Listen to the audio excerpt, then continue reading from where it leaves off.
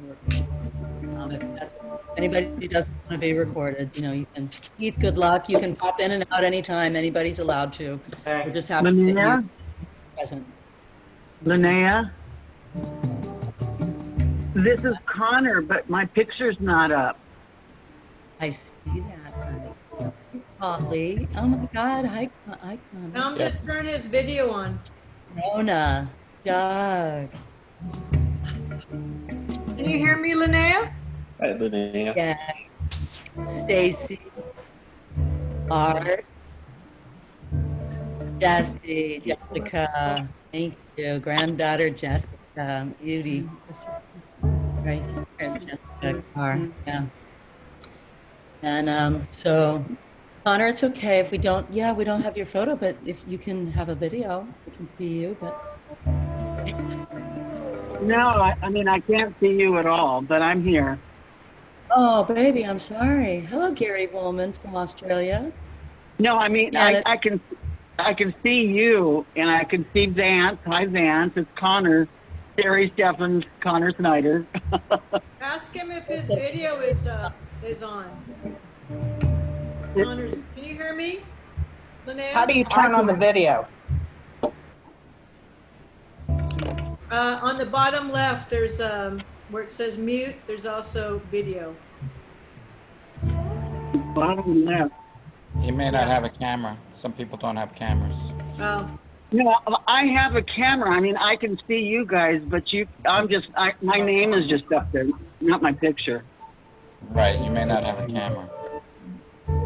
Hey, Lynn? And there's no sign. I mean, there's little boxes. hey Connor, can you hear me? Connor? Hey, Lynn, can you hear me? It's Aunt Gail. Hi, Aunt Gail. Oh, Love sweetie. you. You too. Thank you. Hi, Jimmy. You see me there? I got sunglasses on because of the cataract surgery, so I'm not trying to be incognito. It's just how I have to be right now. You are adored. You Hey, too. Lynnea. Aloha. Hey, Lynn. Hello. Aloha. When Hello, Lynnea. See the green, see she's green. So I guess she's the main. Hi, Lynnea. It's Mimi.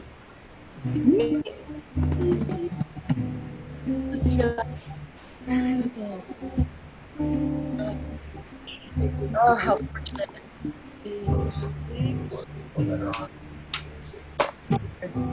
Hello, beautiful. There might be a way for them to show more people.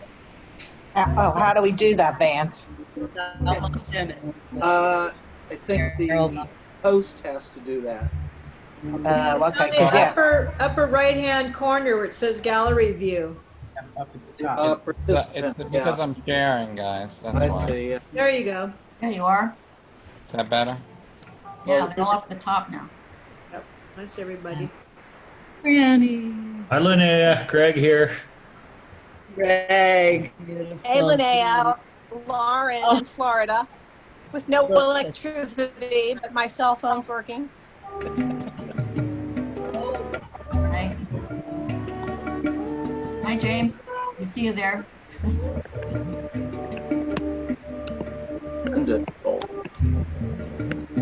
Okay, we're almost ready.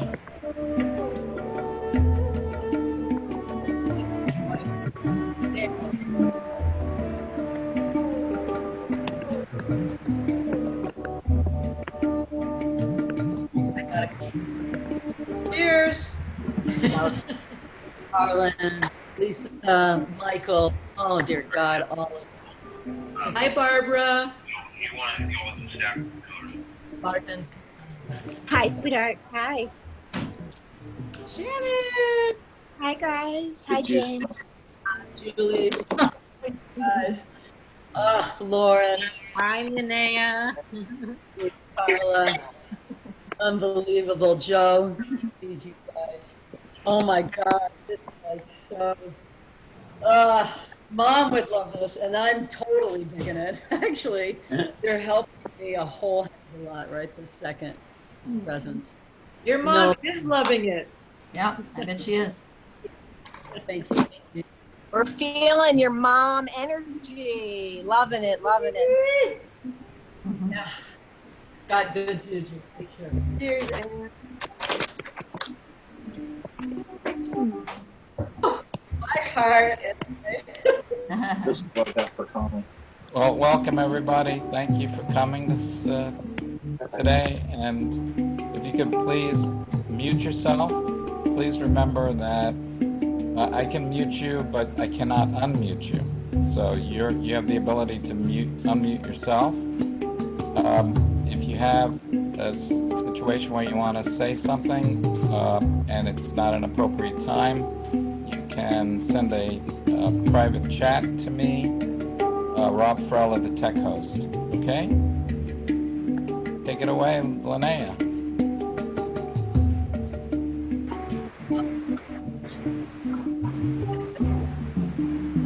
I'm going to stop the music. Yeah. And mute myself. Welcome. Greetings to all online here today. My name is Elizabeth, and I have the privilege of starting out our time together to honor the life, to celebrate the life, past, present, and future of Anne Brinkerhoff. I wish to welcome especially family, along with many, many dear friends. Thank you so much for taking time out of your day. For many, it's the middle of your day to share this very important couple hours together. For those of you who need to sign off in an hour, there will be a natural time to do that. But we plan to be here together for about 2 hours. That's not enough time to honor Anne Brinkerhoff, but we will do our best. It is her birthday, her 94th birthday today. Later, among the extraordinary things that occurred in Anne's life, she had her first child on her birthday, namely Vance. So we say happy birthday to Vance today. Love you, Vance. Vance and Vero. Then, as if it was impossible, she had her second child on her birthday also. So we Got say the great. Today. And luckily, her third child was born a month later in late August. The 29th, yeah. Probably enough for one family to celebrate on one day. This is a particularly memorable birthday, and I wish to welcome all of our laughter and all of our tears in this. There's a whole spectrum to honor. So to help that to happen, I would like now to pass the ball to Reverend Lynnea Brinkerhoff, Anne's only daughter. Anne's beloved daughter. Yes. Well, and only. I hope I'm. I hope I'm loved. I think I am. Yeah. So this is the perfect group of people to be here today. There's a lot of folks who couldn't be here in physical form, either because they're super busy or they have already departed. And you know, Mom like to say that she really did outlive all of her contemporaries. And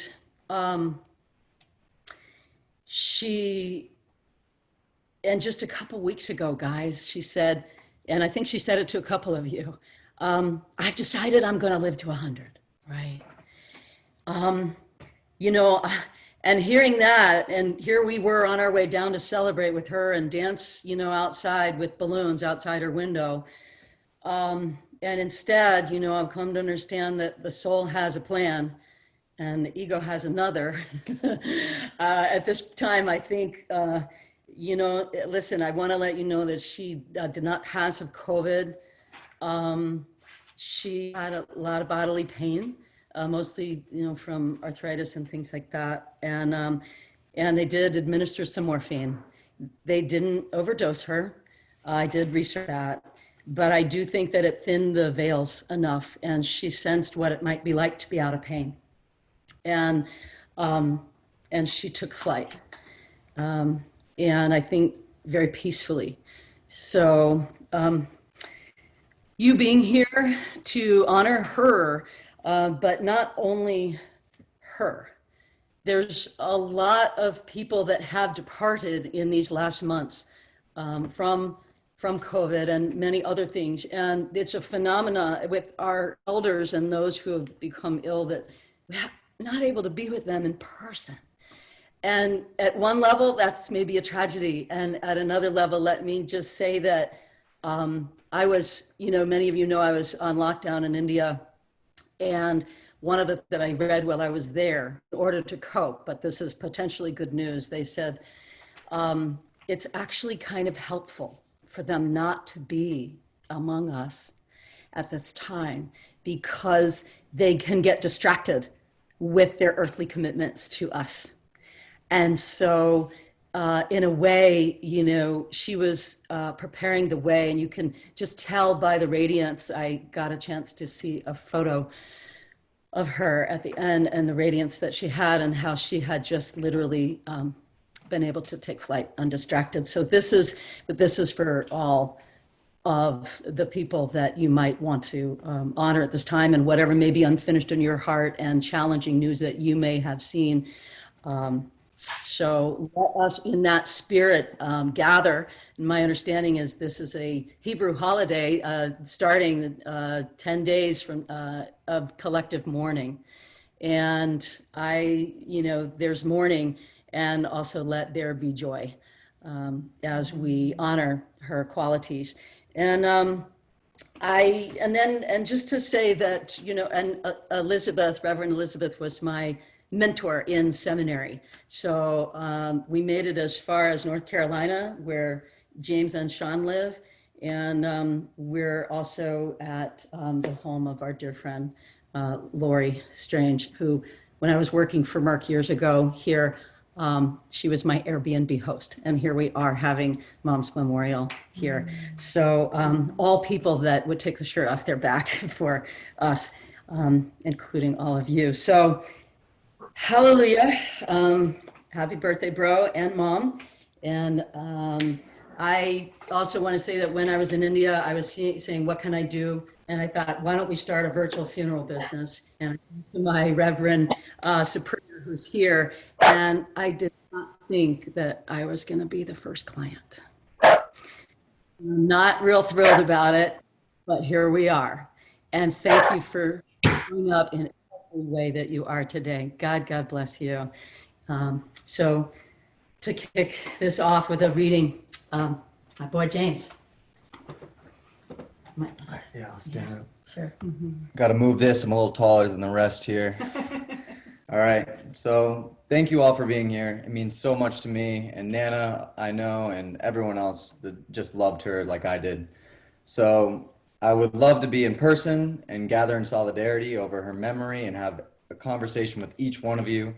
But here we are in these uncertain times, and we're making the most of it, and I know she'd be proud of that. So I'd like to start off with a bit of a poem that she loved and would resonate. Do not stand at my grave and weep. I am not there.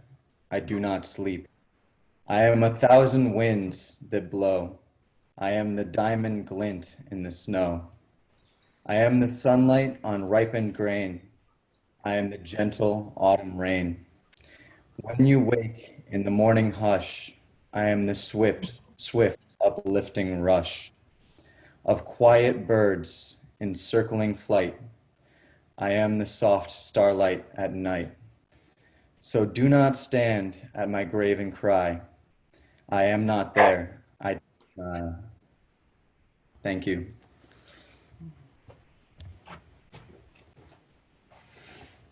So much for that. So beautiful.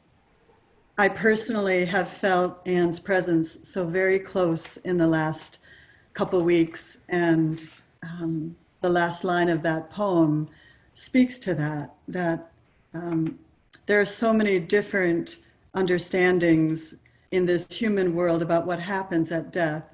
But I have had many experiences now of feeling one's spirit close, and I feel her so free.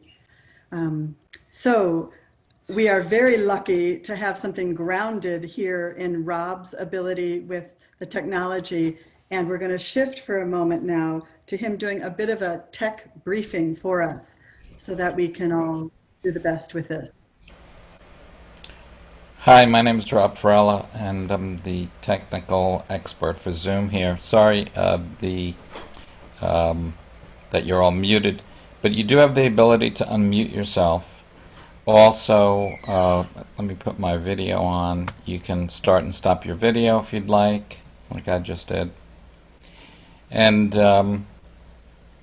we're going to be going into breakout rooms at some point, and I'm not exactly sure exactly what the timing's going to be like, but we'll be going to breakout rooms where you'll be with a group of random people that are in the memorial, and you'll be able to chat together. You'll have 10 minutes there, and at that point, when the time runs out, you'll see a timer go across the bottom of the screen, and it'll tell you there's 60 seconds left, and then you'll be admitted back into the main room again.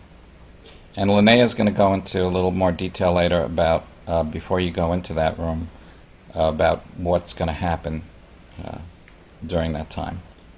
And if you need to, and some people have already done that, chat with me for technical issues, you can just privately chat. And I think that's about it. Is there anything else, Lynnea, that I missed?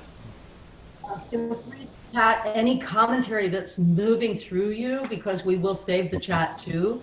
And if you don't necessarily feel like speaking up, just, go for it. This, for all of us, whatever's emerging. Right. The chat will be recorded, so we'll get a text version of it. So if you want to leave some kind of comment before you left, if you have to leave the meeting, go right ahead and leave a nice memorial message if you'd like.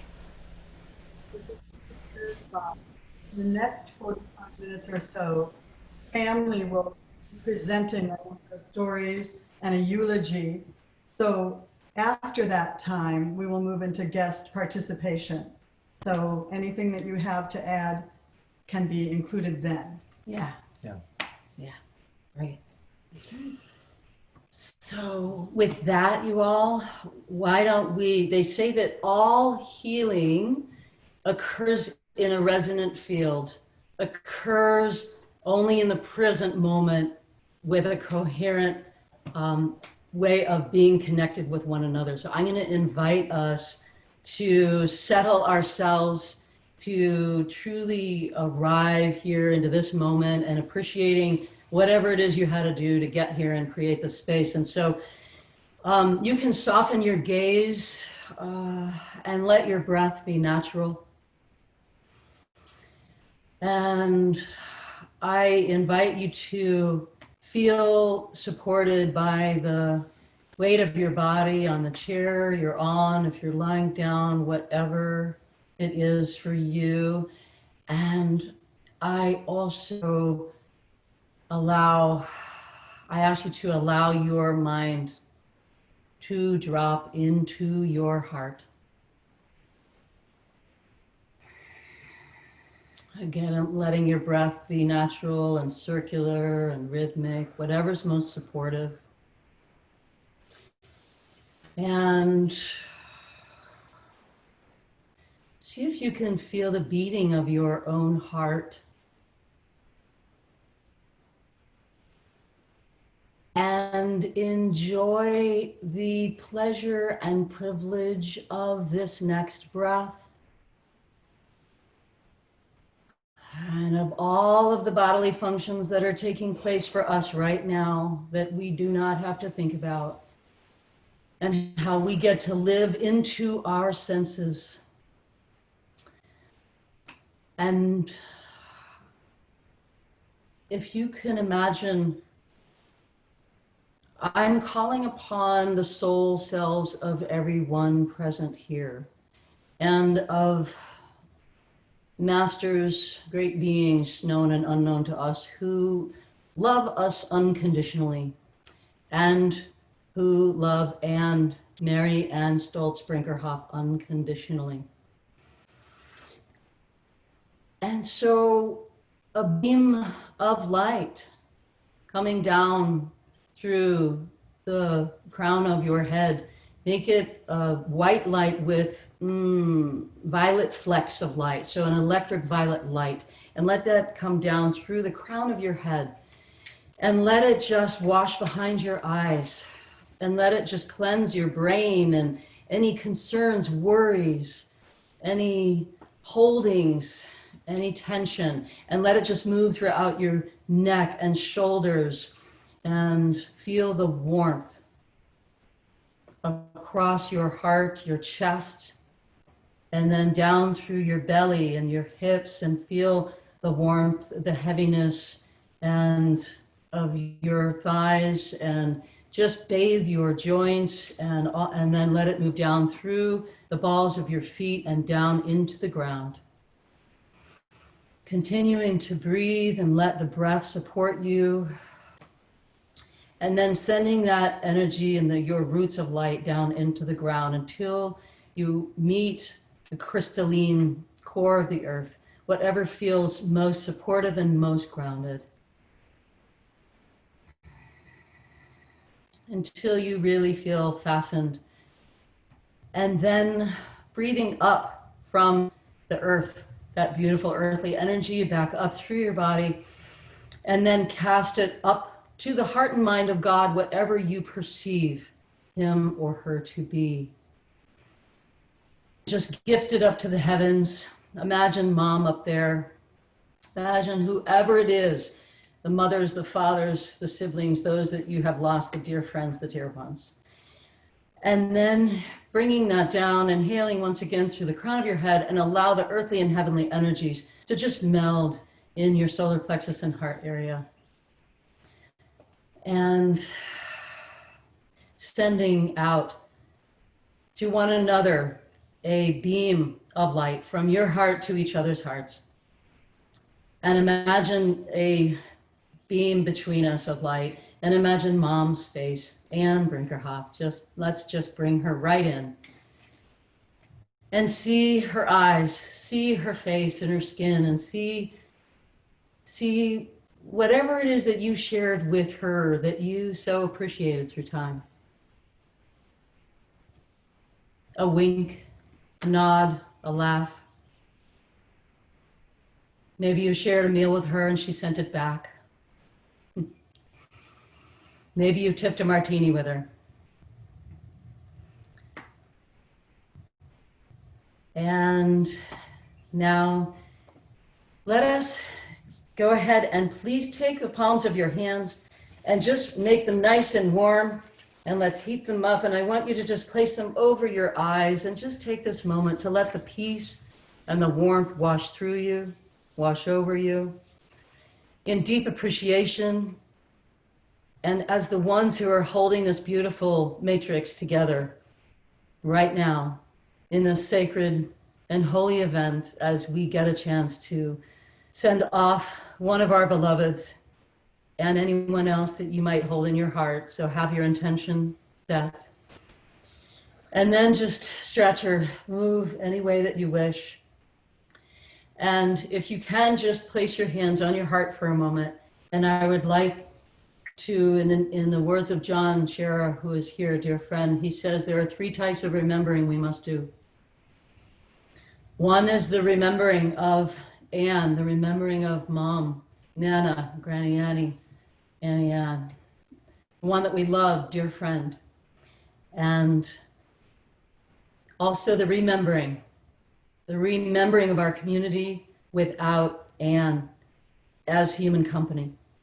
And so remembering, like the branch of a tree is a member on that tree.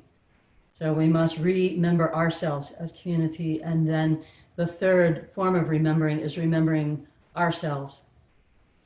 Remembering what life is and how precious it is and how it can, and how the inevitability of passing can inform our life and our moments. And so with that, we simply say, we ask this in full faith, and if you feel like saying it, you may. We ask this in full faith through divine grace. So be it. Nice deep breath, let it out with a sigh. And thank you. Let's get ready for some stories. We said, bring what ails you and be regaled. Thank you so much, Lynnea. Light the candle. You mentioned the dear ones in the invisible realm, and I would like to take a moment to acknowledge a few specifically. I picked fresh blueberries this morning, which are now on our altar. In the Native tradition, one always comes to a ritual with food for the ancestors. So I picked some birthday blueberries for Anne, and perhaps she's gathered with her dear ones in the invisible world today. I just wanted to give thanks for her siblings, her parents and grandparents, and her husband, Don, all who have gone before. I imagine it's a tremendous reunion for each of us when our time comes to cross over. I can only imagine the reunion that Anne has experienced. So we've entitled this next section, Stories to Remember, and it is a real question. How does one fully honor the life of an extraordinary, multifaceted woman? I'll join with a few family members now to begin painting this poignant portrait with a eulogy following. So a first story that is a real treasure in this clan is that while on a trip to Tijuana, Mexico, with her old friend, Ginny Klein. Ginny, can you raise your hand? Are you out there? Okay, no? Okay, Ginny, yes, there she is. With her old friend, Ginny Klein, they went to see Mother Teresa in her small mission church. Anne heard Mother Teresa give a sermon about the virtue of patience. On her way out of the service, Anne claimed she finally understood her true purpose in life. Wait for it. Her true purpose in life, as she understood, was to try everyone else's patience so they could develop this special virtue. We've been laughing about that over and over. Ginny said the other day when she spoke with Lynnea that Mom's middle name was Give 'em Hell. Do we want to light the candle, do you think? James. We didn't get to light the candle yet. So we might want to light the candle. If So- you guys haven't lit your candle. go So ahead. yeah, now's a good time. If you have a candle, please light it. And if you have a martini, please sip it. She would appreciate both of these actions. So by all means. Oh, there's Janice. Yeah, We've got anything- some martinis. We got a and few candles. martinis and candles. I like what I see. Cheers. There we go. Cheers to you, Nana. As we continue developing this special virtue of patience through this memorial. Exactly. My story's next, or at least one of them. One of my grandmother's significant moments in life occurred while riding on a bus in Mexico City, when some soldiers in the Mexican army demanded that she give them their camera. Her definitive no was enough to send them on her way. They wanted no part of her. And her camera was her property and no one else's. She risked her life. They had guns. Yeah. And Vance has a story So in my room. I'm unmuted. Can you hear me okay? Yes. All good. Yo, bro. You can hear me? All right. Well, one thing I like to say is it's good to have Mom, or to everybody else, Anne, on your side. She was a protector, and she definitely fought for what she believed in and what she thought was right. In this one particular story, happened in Nairobi, Africa. And I heard about it from her. And of course, Lynn is sharing with it as well. but Mom was put on the spot when she was suddenly asked to give an impromptu speech to and about the plight of hundreds of suffering, angry, sweaty women surrounded by men with machine guns. She really found a way to put herself in the middle of everything. Somehow she pulled it off with a Swahili translator and got lots and lots of applause from all of the people, especially when she emphasized with the plight of their sons and husbands being held in prison, and used the name of our beloved President Bush as it's somebody's fault, and that's who it is. So it's somewhat a little bit disparagingly, but anyway, it's like I said, it's good to have Mom on your side. Thank you. Thanks, Vance. Go for it. Yeah. Sure. Oh, me, sorry.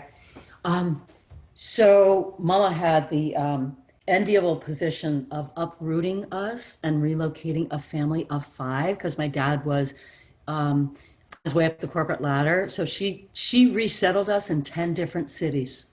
And that is no small feat.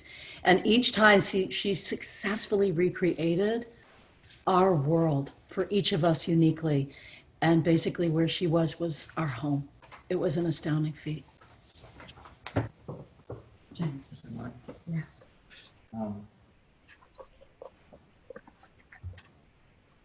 So I'm sure you all know, but my grandmother was a traveler. So she traveled to Nepal, India, Africa, China, Pakistan, throughout the Caribbean, Australia, South America, you name it. It was all there. So travel, cultures, unusual tribal practices, and new ways of thought were her great fascination. When she and her daughter Lynn, my mother, traveled, they had one predictable pattern. First, they would have one fairly major disagreement that they could not remember the next day what it was about. The other part of that pattern was they would unexpectedly laugh about something that struck them both as funny, and then they could not stop. They would laugh until they had no more air in their bellies and the tears of hilarity were rolling down their faces. They could remember the topic only the next day after all had passed. The answer. Okay, so yeah, tilt me back so I can see you guys. There you are. So I guess we all love each other, but we all have kind of stereotypes about for each other, and I would call those a reputation. A reputation is something that we earn, and it's something that everybody experiences, and I guess we earn that label. So I would have to say that Anne Brinkerhoff had a unique reputation in the restaurant area. So Mom used to love it, loved to call this is referred to as constant comments. Tea and constant comments were her specialty. If she had gotten all the way through a meal at a restaurant without commenting or sending it back to the kitchen, we would all silently cheer, saying, "Oh God, we got to throw another one." But that was seldom, very seldom. And then we would wonder if she was losing her edge if she didn't do it. But that was a big part of her reputation, image and character. So I'm happy to share that with everybody. Thank you. So there was a time when Mom thought that she would go and assist others, and she thought she might become a hospice worker. So she was in that training one day herself, and they were asking people, what do they love to do most in their life? And, she looked around, everybody was saying all these, what she called do-gooder type things. And then of course her answer was unlike anybody else's: shopping, garage sailing, and perusing all the local flea markets. So I think she was a collector of every sort, and many of you know this.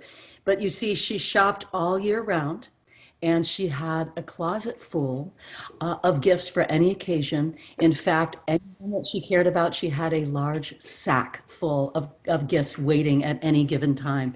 So we always had our very own Santa Claus. Yep. Jess, are you there?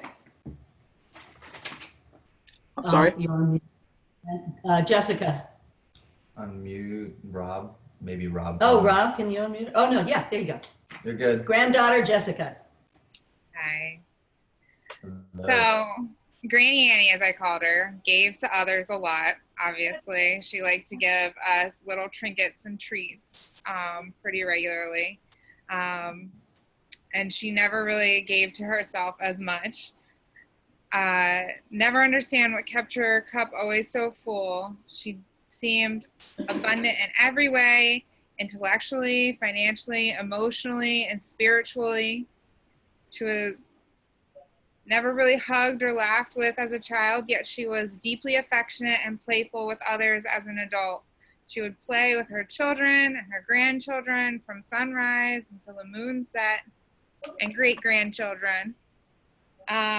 She invited creativity and engendered the best in people the world over with her journalistic prowess, as she masterfully probed into the unique life experiences through her eyes. They would have new experiences of themselves. That is no small feat. Almost award-winning journalist. Maybe you guys don't know that, but you'll hear about it in a moment. It's so special to see her family members before us, isn't it? Because she's in each of you. I can really see her in you, Jessica, and I'm meeting you for the first time today.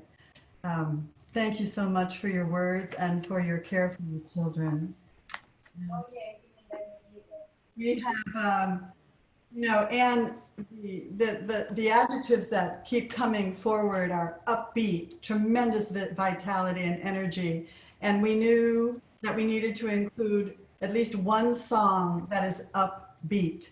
And so Jim Farrell, my husband, is going to lead us in the start of this right now. And we would love you to join in singing from where you are, if you so wish. Okay? The chorus. And Wagon wheel. I've with all the content from the eulogy, I was able to craft the verses to match Anne. So here we go. It's called Wagon Wheel, but people know it fondly as Rock Me Mama. Rock Me Mama. Nancy, cheers. Good time to pick up your drink. Good song. There you go. Okay. Here we go. Sing along if you can.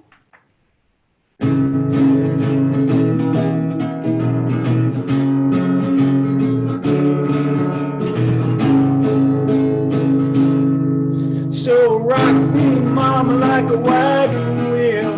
Rock me, mama, any way you feel. Hey, mama, rock me. Rock me, mama, like the wind and the rain. Rock me, mama, like a southbound train. Hey, mama, rock me.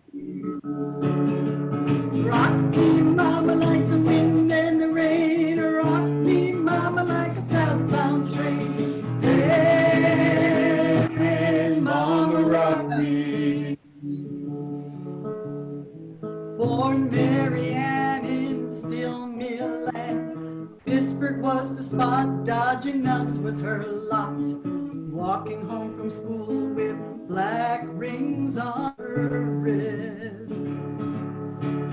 Penn State called her name, it was Anne Boleyn. Anne found her freedom from the dogma, rode her way around the world, charmed her way through Europe, Morocco, Iceland, oh, stories galore. So rock me, mama, like a wagon wheel. Rock me, mama, any way you feel. Hey, mama, rock me.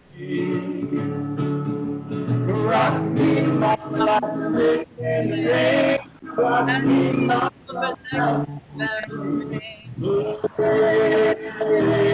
Mama rock me. Well, she kissed Donnie B one New Year's Eve, broke her leg on the slopes to the other. She said no. Hobbled to the altar on crutches, donned with white satin ribbon glee. Oh, the kids started coming first, Vance and Scott. Standard Oil cracked the whip, little Lynn was just a tot. And packed, shopped and shopped for their sake. So rock me, mama, like a wagon wheel. Rock me, mama, any way you feel. Hey, mama, rock me. Rock me, mama, like the wind and the rain. Rock me, mama, self rain. Hey, mama, rock me. Drawn to the west with her womanly zest, shared a home and a villa with her new best friend. Business is thriving, parties enlivening, oh my. Oh, cruising when she could, buy a ship with her brood, kettle one with a twist and lots of good food. Love and life, merry and style her way. So rock me, mama, like a wagon wheel. Rock me, mama, any way you feel. Hey, mama, rock me. Rock me, mama, like the wind. Hey, rock me, mama, like hey, hey, mama, hey, mama, rock me. Hey, mama, rock me. Oh, yeah.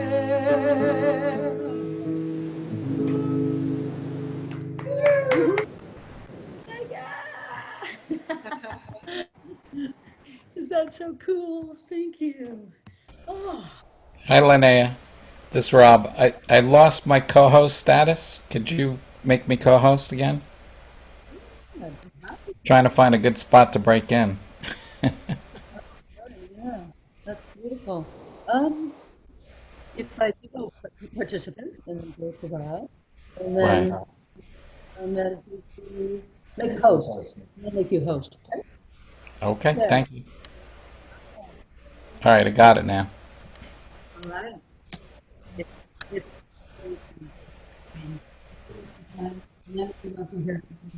We may or may not need to go into breakouts. Who knows? Maybe we just share like this. I'm not sure yet. Depends on how many folks we got. We'll see. Yeah. So, a number of years ago, Lynnea had to interview her mother in an assignment of practicing writing a memorial. Little did she know that it would be so valuable today. So this is an important testament to Anne's life here, with some information that honors the wealth of her time on this planet. So thank you, Vance, for starting us off. And then I know James and Jessica have a part to play as well. Take it, Vance. Okay, I'm unmuted. Can you hear me? Yes. Yeah? Okay.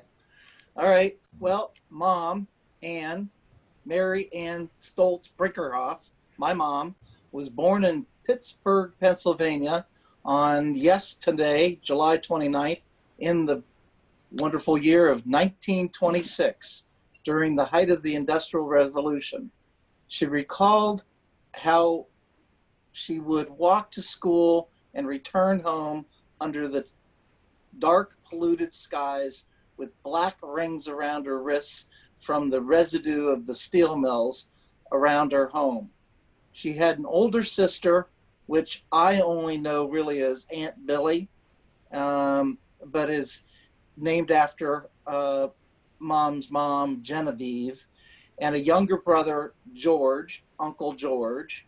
And when she was only 1 year old, her eldest brother, Billy, unfortunately, who was 3 years old, died very unexpectedly. And it was an enormously traumatic issue for our family and impactful event for the entire family for years to come. And that's why Genevieve, Mom's sister, became Billy. And we knew her all as Aunt Billy. We really didn't know her any other way. Anyway, Mom, Anne, attended grades 1 through 6 at the Catholic school where she suffered under the nuns that were there, who repeatedly wrapped the children's hands with a stick to get them to perform. I thought that was a wooden ruler, but anyway. Anne had tough memories of being shy, chubby, and generally a wallflower among her schoolmates. Happy to join public school, Anne found that she now had a new enemy in the Protestants who thought less of her for her supposed belief system. In spite of early challenges, Anne was always a dedicated student and a hard worker. There you go.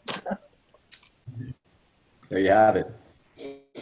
When Anne made her way to college at Penn State in Philadelphia, her world opened up wide. She met her first group of Jews and adored them, calling into question all she had been fed about her faith. She abandoned Catholicism completely and began her real journey into early womanhood, enjoying her newfound freedom. She began to slim down, blossom, and smarten up just in time for the GIs to return from World War II. Anne majored in journalism, which she keenly employed in the service of her passion for philosophy, psychology, and history. She was featured in Who on campus as she played an integral role among her friends, among her fellow students as woman's editor of the Campus Humor magazine and as a member of the college debate team. She wrote a dynamic weekly newspaper column called Amblin' with Anne as the advertising manager of a newspaper chain and later sent back articles of her travels in Europe. She lived and worked in Casablanca, Morocco, when NATO was building a series of air bases, and later signed on to go to a military base in Iceland in 1953, where she administered payroll and travel. She marked this time with the tune, Hoop-de-doo, oh my heaven, Annie Stoltz is 27. Pretty cute. We were talking that Lynn or Jess, you're going to jump in? Yeah. There you are. Hey. Sorry. Upon her return to the U.S., General Motors Chevrolet brought her in to train a resentful group of salesmen on how to sell Buicks to women.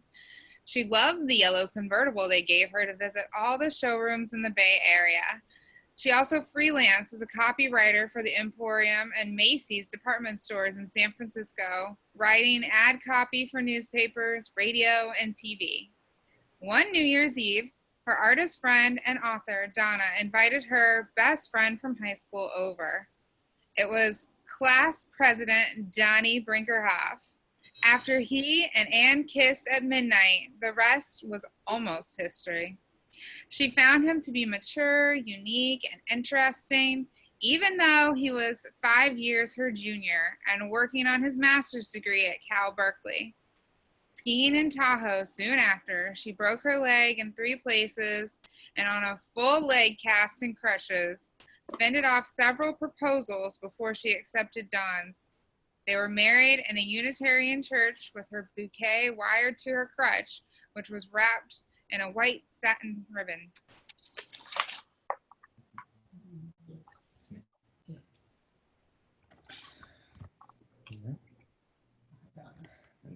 Don's career took off as soon as he progressed through the management track at Standard Oil.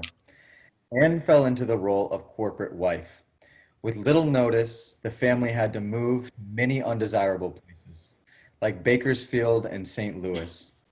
Anne often took classes to stay interested and alive, while she raised 3 children, Vance, Scott, and Lynn. Anne's life changed forever when she found the love of her life, Connie Manning, in St. Louis in 1974. She had to make the heart-rending choice, yet courageous choice, to leave her home, make new plans with her children, and head out to California. To support herself, she started a couple of small businesses, Creative Horizons, offering a life planning seminars, and also Brinkerhoff Associates, doing retirement planning seminars for major corporations, universities, and hospitals throughout the Bay Area. She also worked in real estate, fixing up and selling homes, as she also collected and sold tribal jewelry as a dealer. While Anne often said that she would have chosen to change her birthplace, heritage, and upbringing, the reality remains that she became a rich and successful woman in the eyes of those who knew her well. A sophisticated, beautiful, athletic woman, a martini maven, ready to laugh, intensely curious and upbeat, who saw the beauty nearly everywhere she looked, especially in children. This is the legacy of my grandmother, Anne Brinkerhoff.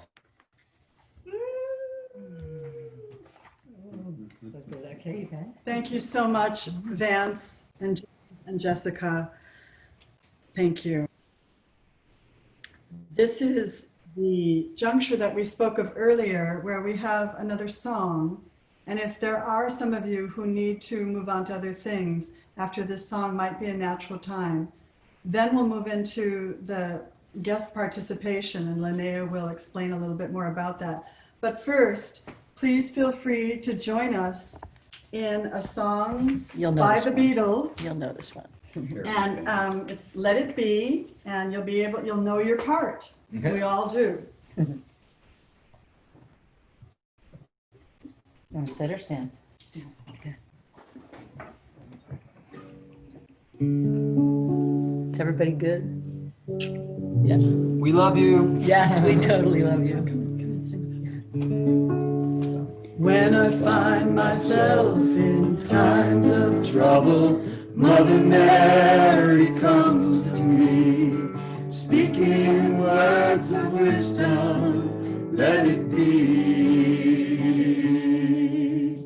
And in my hour of darkness, she is standing right in front of me, speaking words of wisdom, let it be. Let it be, let it be, let it be. Whisper words of wisdom, let it be. And when the broken-hearted people living in the world agree, there will be an answer, let it be. For though they departed, there is still a chance that they will see. There will be an answer, let it be. Let it be. Let it be. Let it be. Let it be. Let it be. Whisper words of wisdom, let it be. And when the night is cloudy, there is still a light that shines on me. Shine until tomorrow, let it be. Let it be. Let it be. Let it be. Words of wisdom, let it be. Let it be. Let it be. Let it be. There will be an answer, let it be. Let it be. Let it be. Let it be. baby. Whisper words of wisdom.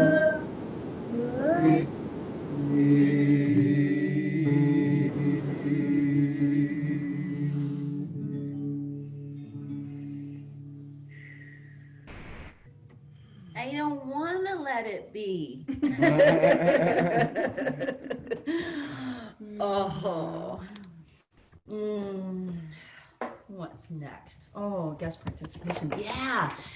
You guys, so we do have folks. It'd be great if we could go into groups of like, let's say 6, Rob? 10. Yeah, five people, if you're able to do it, because everybody can spend a minute or two. We'll have 10 minutes total. And some of you knew personally, some of you didn't spend that much time with her. Just a time to share, just a couple of minutes per person. If you don't have anything to say, just imbibe from each other and just enjoy the time together. So are we thumbs up that you're good to go One other into a thing, room? Yes, please. That when you come back to the whole group, we're asking you, someone from your group, to represent the group and share something with the whole group. Okay? Yeah. So give yourselves about a minute to make that choice about who's going to share which vignette with the whole group after your 10 minutes together. Clear? Thank you. Okay, I'm going to send everybody to the rooms now. There's about 6 in each room, 5 to 6. Yeah.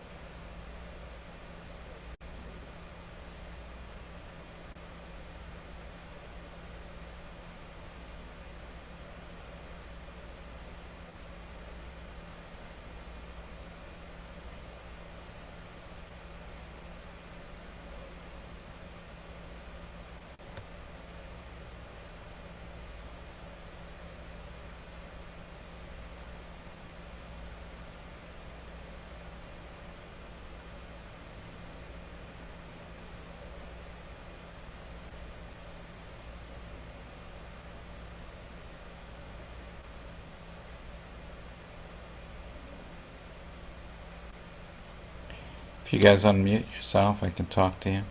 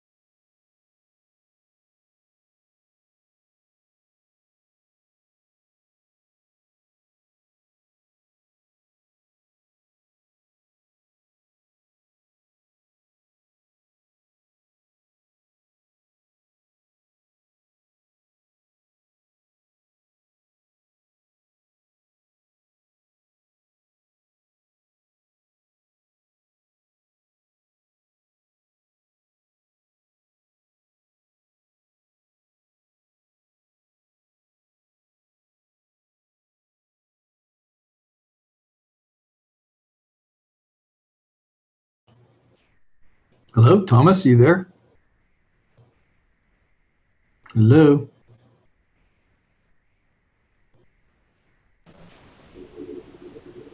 Hello. Hi, this is Burke. Hey, Burke. How you doing? Good. Right now, everybody's in breakouts. Were you in a breakout room? No, the person I really know is Lynnea. I'm a friend of Linnea's. I knew her mom a little bit, but Okay. not. But if there's a breakout with Lynnea, that'd be great. Okay. Yeah, the breakout should be ending shortly. So they'll be coming back into the room to speak about it. Each group, there's about 5 people in each group, and they're going to bring back one thing from each discussion. Yeah. Okay. So they should be joining us shortly. Okay. I'll just wait. Thanks.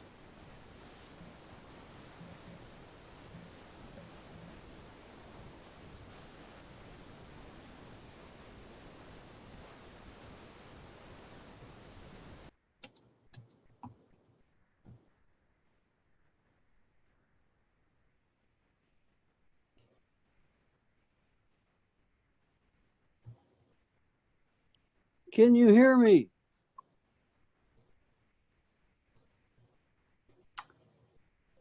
Can you hear me? Yes, I can hear you. How do I get to the Lynnea deal? I know her mother very well. I know Lynnea very well. I was connected earlier, but got disconnected. I think you're connected, but we're in some kind of breakout room, and we're waiting to be connected with the main group. So I don't know how that's going to go. So what do you want me to do? Wait till the main group comes? Just stay here. You automatically got put in this group. I don't know how exactly, but yeah, you're here. You're currently in a group. You can talk about Lynnea if you'd like. Well, who's going to hear me? We're all here. There's about 6 of us. Wait a minute. You're in a breakout group? Yep. Oh, I see. Burke and Rob and Fusion, Jim. Yep.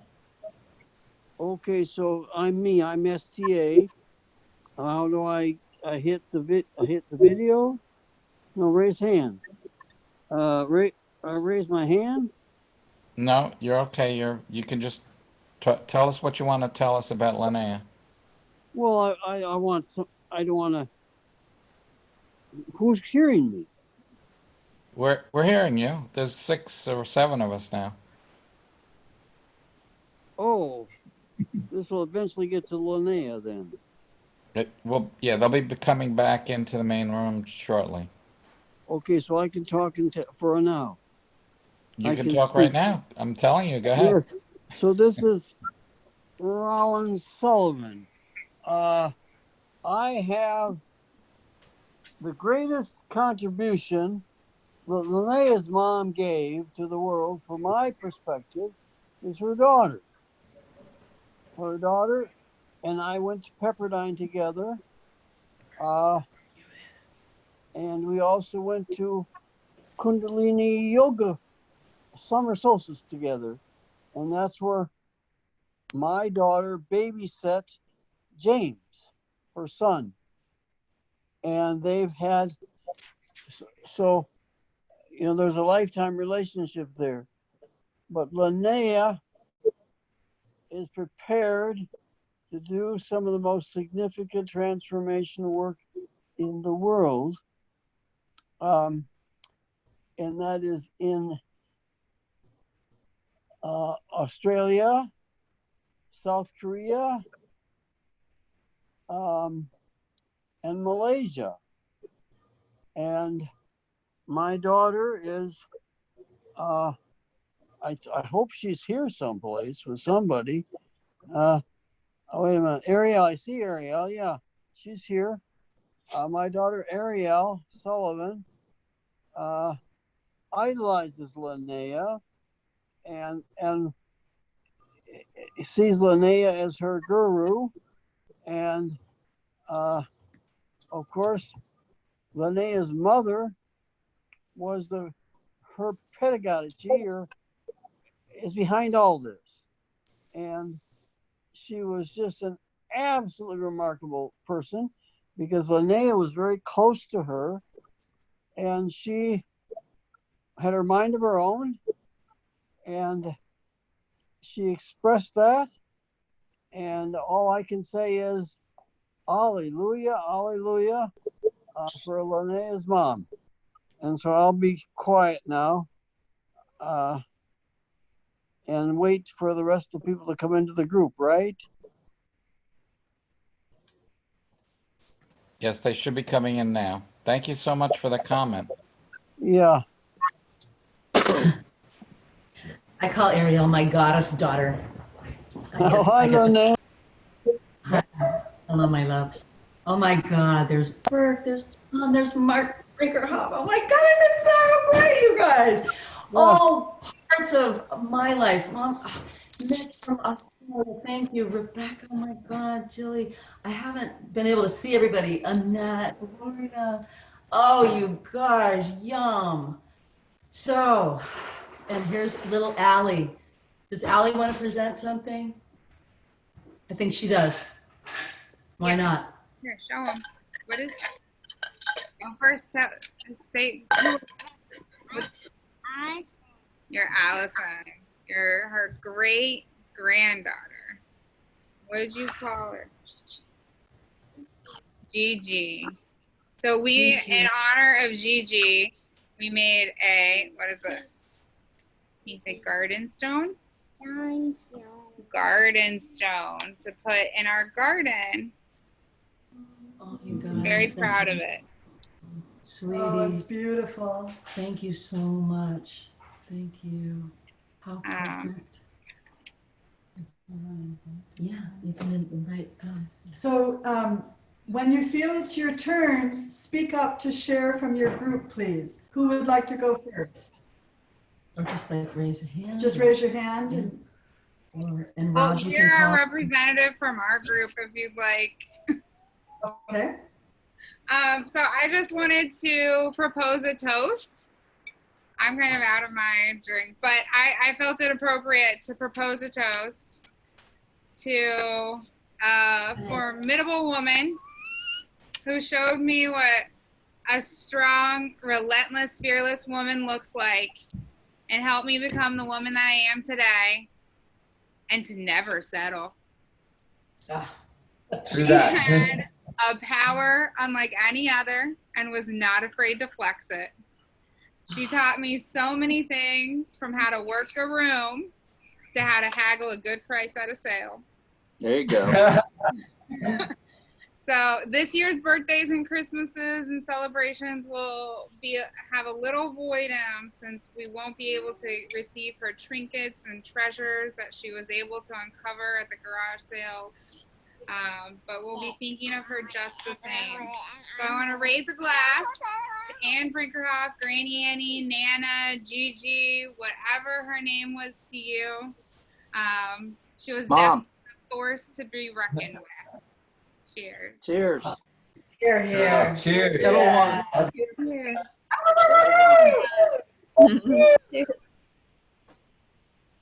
This one's for Mom.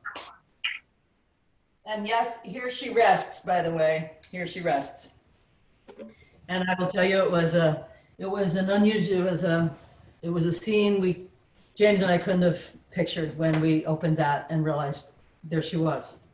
But we're trying to get used to the idea and relating to her in a new way. So go for it, guys. Who's Hi, next? Jeanette, David. Hi, you guys. Everybody who would like to share. Thank you. Okay. Michelle. Unmute. Okay, here I am. Well, Yeah. Hello. hi, James, Lynnea. I see Jill. My God, we haven't seen each other in so long. Sean. So it's great to see everybody that I know. And Vance, I've heard so much about you. I have actually known Lynnea and Sean for almost 34 years. So I've known Anne more than half my life. And and Shannon, there you are. Hello. In the group we just had, I was the only one who knew her. So I kind of was a party of one there, and being able to talk about who she was to us, my husband and I, who is busy working. As you can see, I have my computer screens behind me here, all financial crap, which, by the way, Anne was a huge fan of. She loved to trade. She loved to follow stocks. She loved to follow the news. And so she was incredibly supportive of my career. When I wrote my book, she actually would read my daily blog. We would talk from time to time about investments and what we saw in the market. But that's just such a small piece of who she was in our life. I did get to be with Lynnea and the family many Christmases during the opening of the sacks of gifts that she would send. And on one level, I would be incredibly happy and amazed. And on the other level, I would be really green with jealousy. But she actually started a trend in my family. We all do that now. We all sort of gather gifts along the way through the year so that we have, not quite a sack, but at least a few gifts for people.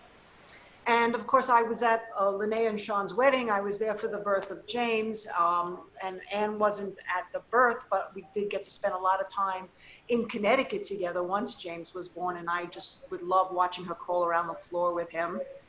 And she was just an amazing person. We went to see her in California. We got to see her many times through the year. She came to visit us here in Santa Fe. That was memorable. And every time we saw each other, it was memorable. She was just an incredible person, and she will be remembered by so many people and in my heart forever and ever as a role model, as sort of kind of in a way a mom, a different kind of mom than my mom for sure. Yeah. Thank you so much, Thank you. Michelle. Who's next? I'd be glad to speak on that note. Hi, everybody, and all the many, am I on? Hi, you guys. All the many people that I know among you, and the many that I don't know. What an amazing time to be together here and honoring such an amazing person, and to just follow up on Michelle, that one line of what an amazing different kind of mom she was. And, you know, I was telling my story where, you know, Lynnea and I became sisters based on having the same birthday and loving each other also. And it would happen, we met in Connecticut, it would happen that we would cycle in visiting California at the same time, where she would be seeing her mom and I'd be visiting my family. And I grew up with a mother that was, needless to say, not like Anne. And a lot of times I would sit there and Lynnea and I would get together and I'd just be going, oh my God, what I'm putting up, well, you know, whatever my story was. And one time she said, you have to come meet my mom.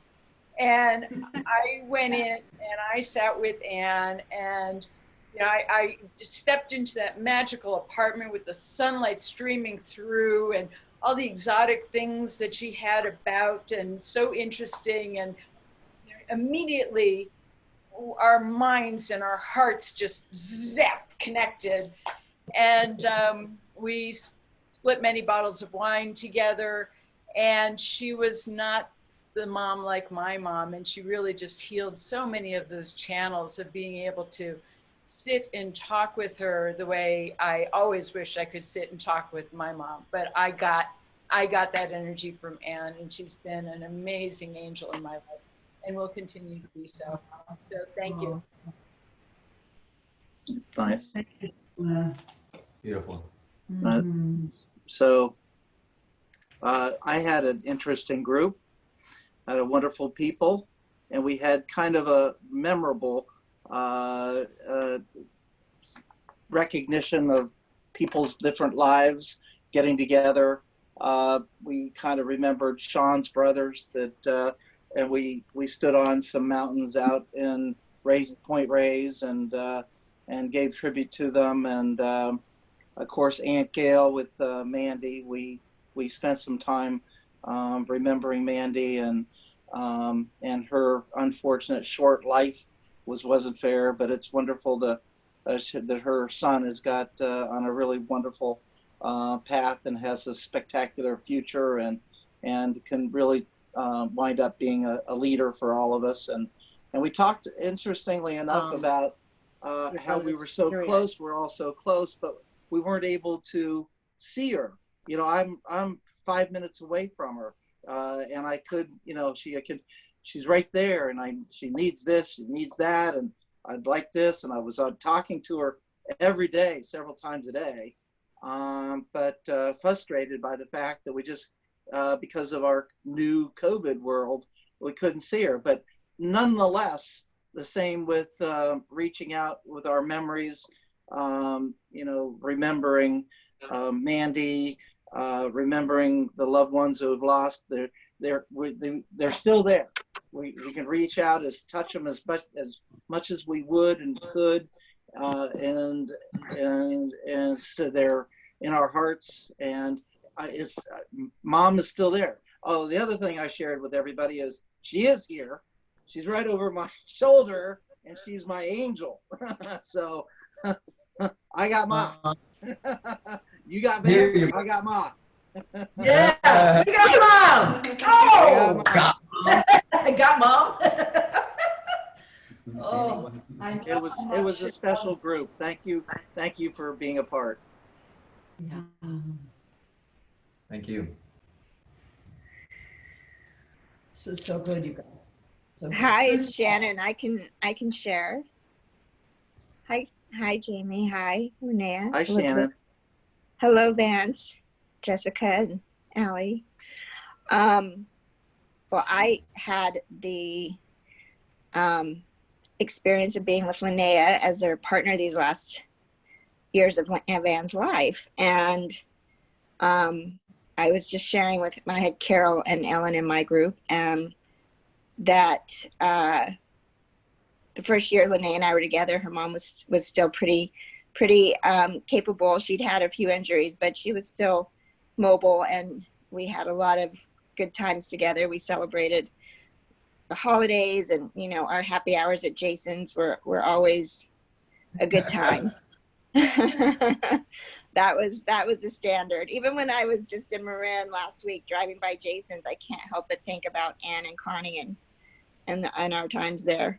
All the way up until a little less than a year ago, when we had to take Anne to Florida on the red eye. That was quite an experience to get her, at that point, kind of feeble body, to the airport and all of her things, and just a really, really hard time of getting Anne moved out of her home and getting her to Florida in a hurricane, no less. So she made her grand entrance to Florida just on the tail of Hurricane Dorian. And I think that's very significant of Anne's impact and energy, and how powerful she is now in spirit. And being in the spiritual world, you know, Anne always said to us that when you die, you go to the void. And not really knowing what she meant by that, but I think she thought it was just nothingness. Like when you die, you just turn into nothing, and it's just a black hole, and that's the end of the end of you. And what has been really exciting in her death, not that, you know, that it was expected, but when she passed, I just felt her actually so thrilled that now she actually saw that there was an afterlife, and she's bigger than ever in all of our lives, and we all feel her and her presence. And I'm so thrilled that she found out that the void was not something that ended, that her life actually still continues, and that she can be more present with us all at the same time. And so for that, I'm grateful to have her in my life in perpetuity at this point.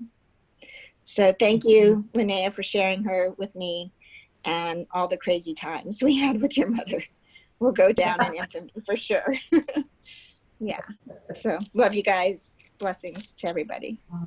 You're marvelous. Thank you. Thank you. I'll go for my group. Hi, I'm Gloria. This is like oxygen.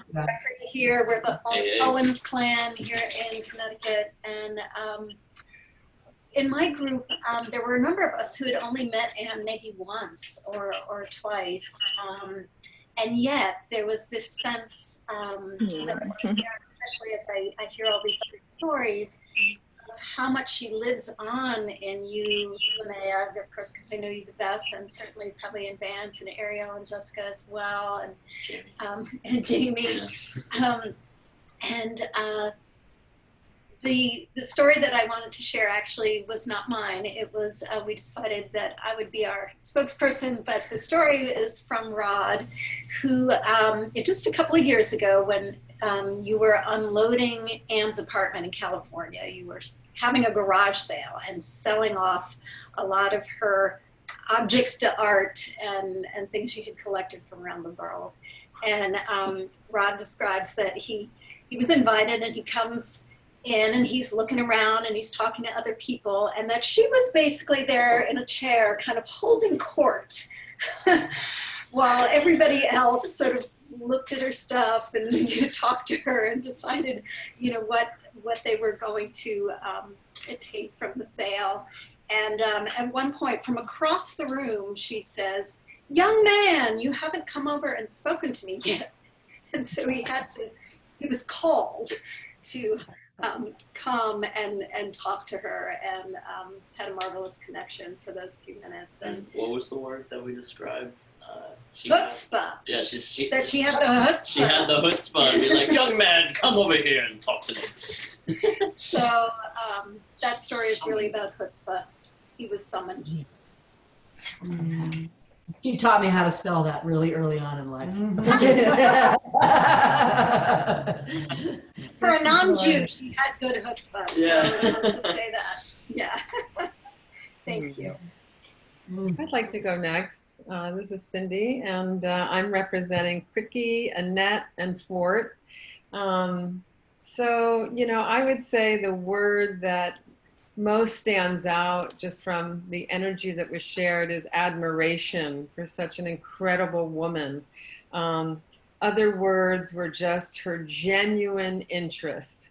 Like, she was so curious. I can remember being on the phone with her, with Lynnea. We'd be driving somewhere and her mom would be asking all about me and what was going on, and then have a point of view and share and, weigh in about, what could happen with life or the situation. And, we just all loved her spirit of adventure, her deep curiosity, her presence. When she was with you, she was with you.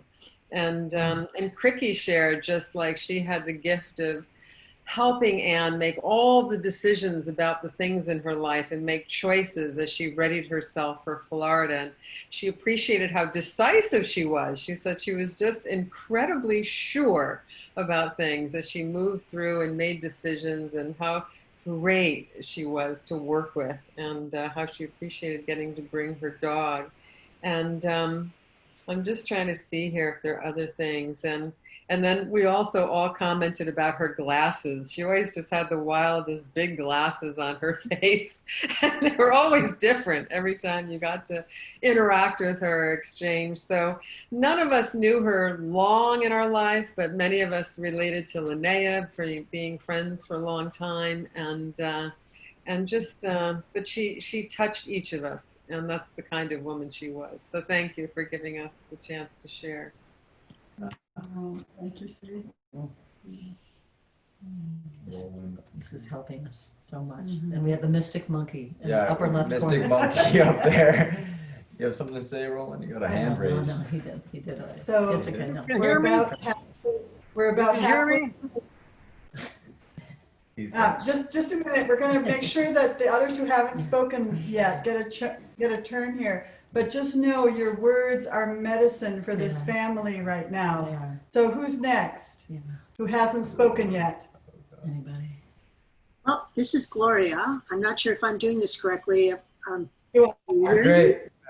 Yeah. You're wonderful. Well, we didn't make a decision about who would speak in our group, so I guess I'm taking over. I hope I'm not hijacking anyone's thoughts here, but there were three screens in our little group, and it was Judy, who had never met Anne but knew her by reputation, and Linda and her husband, who'd known Anne for a few years and had lovely interaction with her, and I, who have known Anne since like late 70s, maybe early 80s, so a long time.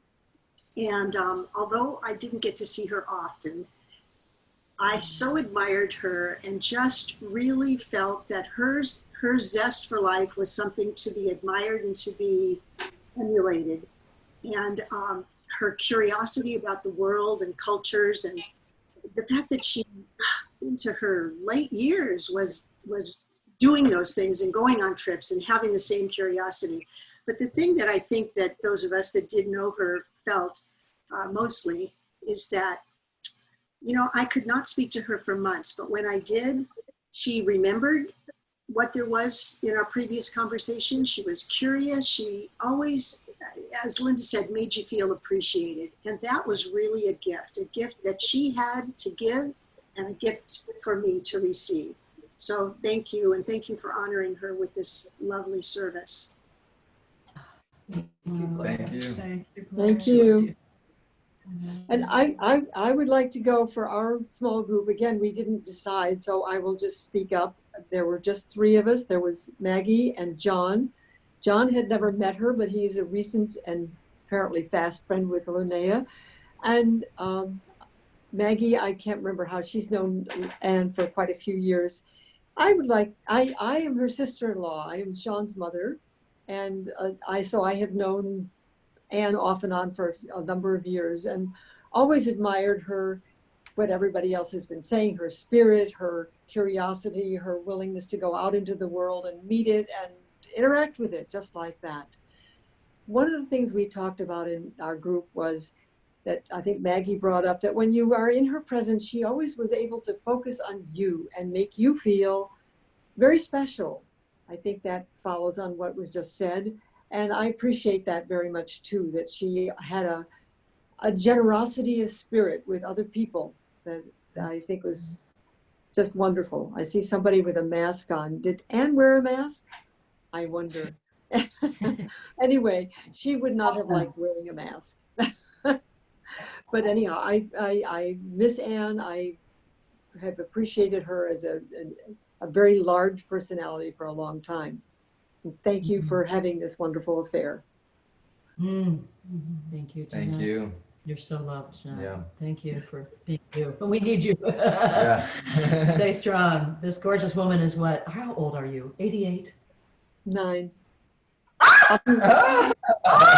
Is she gorgeous? Shine on, sister. Hey, we were going to have a great big birthday You're bash. unbelievably gorgeous. Oh my gosh, I'm so impressed. Well, thank you. It's 90 in a month, actually. So I'm doing all right. I'll take after Anne. I'll remember Anne and try to be strong like her. And live even longer, sweetheart. Yeah. Yeah, thank you. All right, we have a few to hear from. Who's next? I'll go. This is Kelly. Hi, Kelly. Hi. I was in the group with Lynnea and James and Elizabeth and 2 other folks who had only met Anne a couple of times, like me. And one of the things that I shared, and I guess why I got nominated to speak, was when I met Anne, it was at her estate sale, I think the same estate sale that somebody else mentioned earlier, and got to meet her there amongst the vastness of her collections and fabulous jewelry and items and furnishings and games and all these wondrous items. And so it was an amazing way to meet somebody in the presence of so much of their experience in one place. So I immediately felt this sort of wild at heart feeling that feeling of an explorer and adventurer. Clearly she had been those things and still was those things. And I liked her immediately. And Shannon and Lynnea were there, and I was just amazed. And my little son Johan, who was 5 at the time, his eyes were just huge, looking at everything. And she so connected with him. She spoke to him just just to him and really connected with this little 5-year-old who is a magical little being, to be sure, but it was just wonderful to watch her connect with him. And we had a lovely afternoon, and the other folks in our group had similar kind of like chance meetings or quick meetings, and then fell in love with her like I did. So I think the common thread there is that to know her is to love her, and I'm so lucky that I got to meet her. And I also got to see how connected Lynnea was to her as her daughter. And I was with Lynnea one night, and Lynnea sang her lullaby just to bed to go to sleep. And that was only a couple of weeks before she passed, I think, Lynnea. It was just, it was really amazing to see that and to feel that connection, and just to know how much of Anne is in you, Lynnea. Thank you for including me in this lovely, lovely ceremony and tribute to your mama. Thank you, Kelly. And to all the virtues and qualities, you know, that we're presencing among ourselves, right? And may we literally be gathering these up. And in the Native American tradition, it's like we put it in our medicine bag and we place it close to our hearts, close to our chest, and make it ours. Because why else would we see this or exalt these qualities unless they were really in us and what it is that we feel is worthy of being a true human being? And that's really what she was. Yeah. Lynnea? Hi, Lynnea. It's Jenny. A lot of noise. Anyway, I want to take a minute and be a part of this, because I was not able to be a part of our group. I couldn't make myself heard. Hopefully that's changed now. But as you know, your mom and I were friends from the early 70s, and we shared so much time, so much of our lives together. We became close friends almost immediately. And you, Lynnea, joined our family just as quickly. So the kids met at our house. Actually, your mom and Richard and I met at your mom's and had wine, and hoped you weren't tearing the place apart. But she was very special in my life. And we both loved to travel a lot, and did. And started, and I don't know whether she started it or I did, I suspect she did.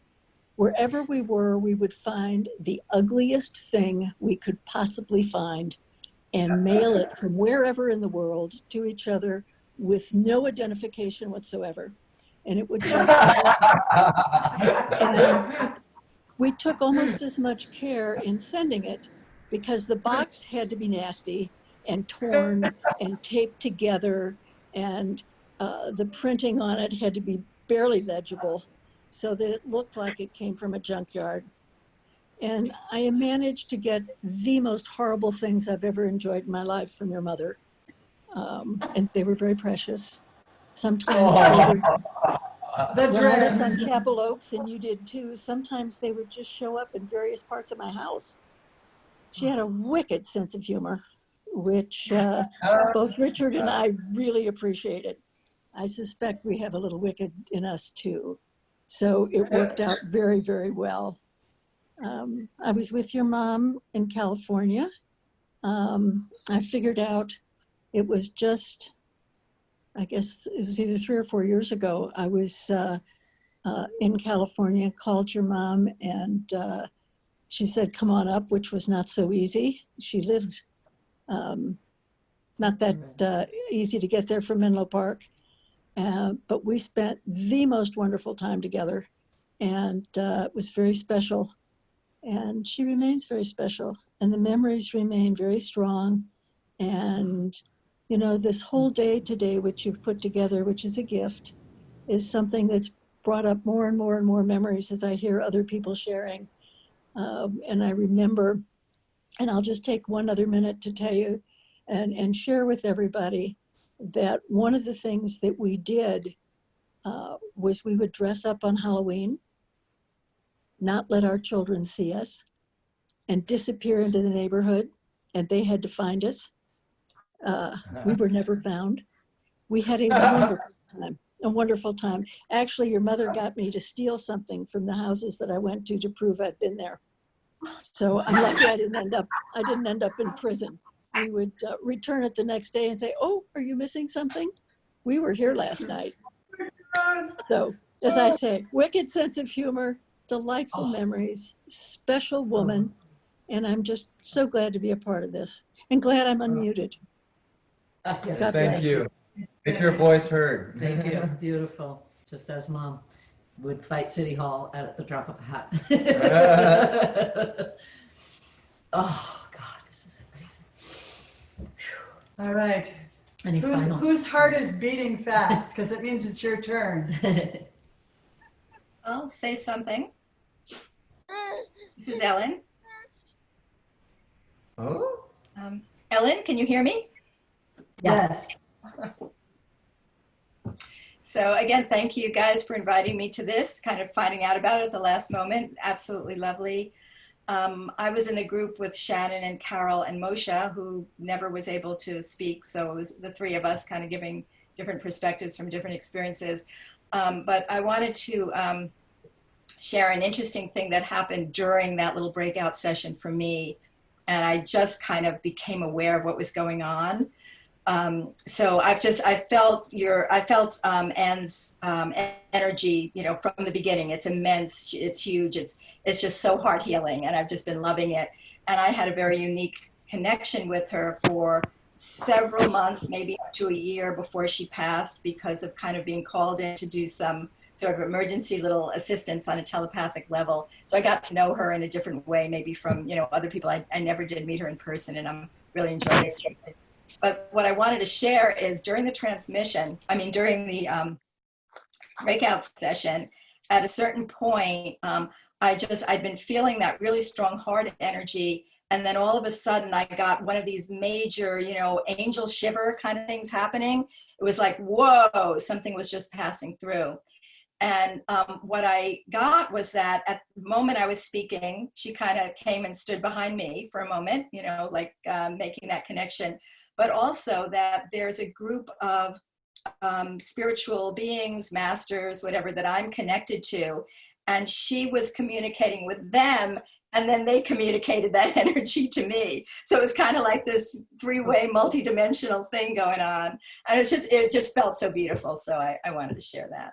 Again, Wow. for all of you. For one to believe in the void, you know, that's a lot Yeah, of no, heavy not a talk. void, definitely not a void.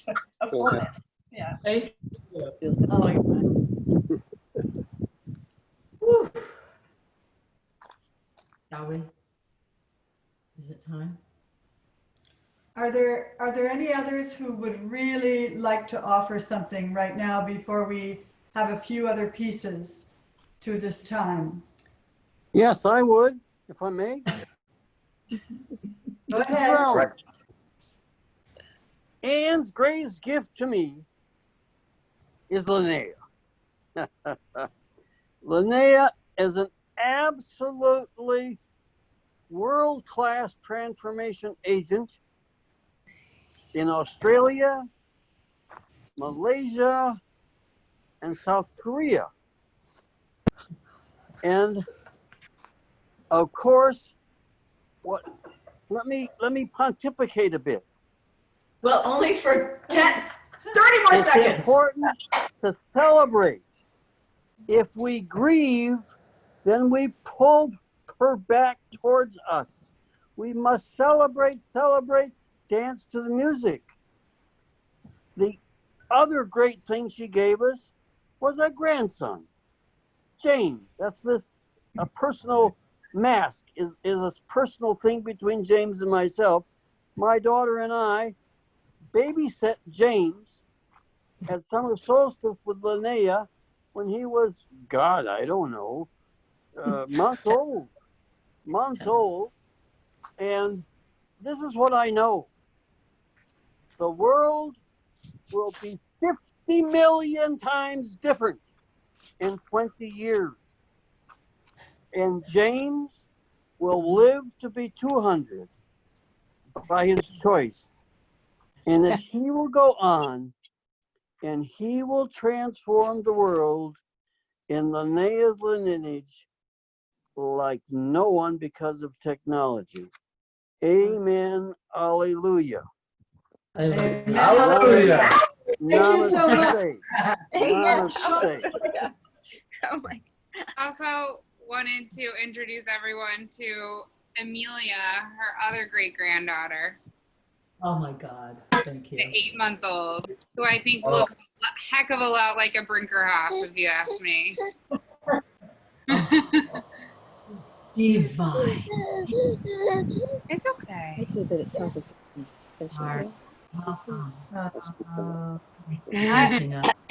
I would like to say just a word. This is Joan. Okay. The times I got to spend with Anne were celebration times, when I would go to James's graduation, when I would go to James's birthdays. Anytime there was a gathering of the clan, that's when I got to meet Anne and see the incredible love that existed in the family. It was so strong. It was so overpowering. Then the other thing was, and someone mentioned this before, about you didn't know whether to really celebrate all the bounty and abundance or be a little bit jealous of it.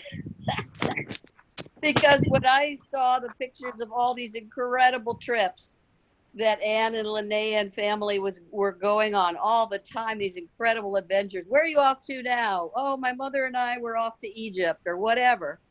It was absolutely incredible. So Lynnea, carry those big, big boots, already feeling comfortable on your feet because you carry them. You are huge, and Anne has just made you huger.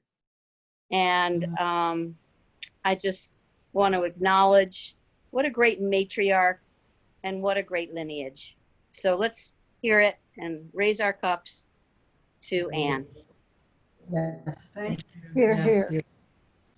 I see a couple other family members in the mix here by name, and I just want to inquire. Mark Brinkerhoff, do you wish to add anything here before we go on to the next section? Sure. Can you hear me? Yes. Yep. Yeah, so I haven't had the pleasure of being near Anne for many, many years, maybe 20. I knew her when I was a kid, which actually is a lot longer ago than that. But she was always a strong and caring person, and I do miss her presence, even though I didn't get to spend time with her in later years. My mom is near her age. She's 93 now, and she has many challenges. She would have loved to be here as well, but it was a little confusing for her. So, yeah, Anne was a great person, so I wanted to pay my tribute today. Thank you so much. Thank you. And also Sean, father of James, and I think the only son-in-law, right, that Anne had. I just wondered if you wanted to add anything. Well, I want to say hello and thanks. It's wonderful to see so many people from past, present, future on the screen. It's marvelous to hear these stories. I enjoyed Anne for 30 years, as I shared in our small breakout group. She was always inquisitive. What was going on, wanted to know. She had the journalist mind. I trained in journalism as well. I think she was better than I am at really getting down into the inner parts of everybody's quirks. So I'm appreciative of her zest for life, her travels, her collections, and her inquisitive nature. And I think she spread that all over a whole lot of people here. We can all be thankful for that. And I'm thankful for what she did in her life and for who we are now because of her. Thanks all. Thank you so much, Sean. Thank you. Look at this extended family. So I'm sensing we have time for one more before I invite Jordan, another relative, to offer a song.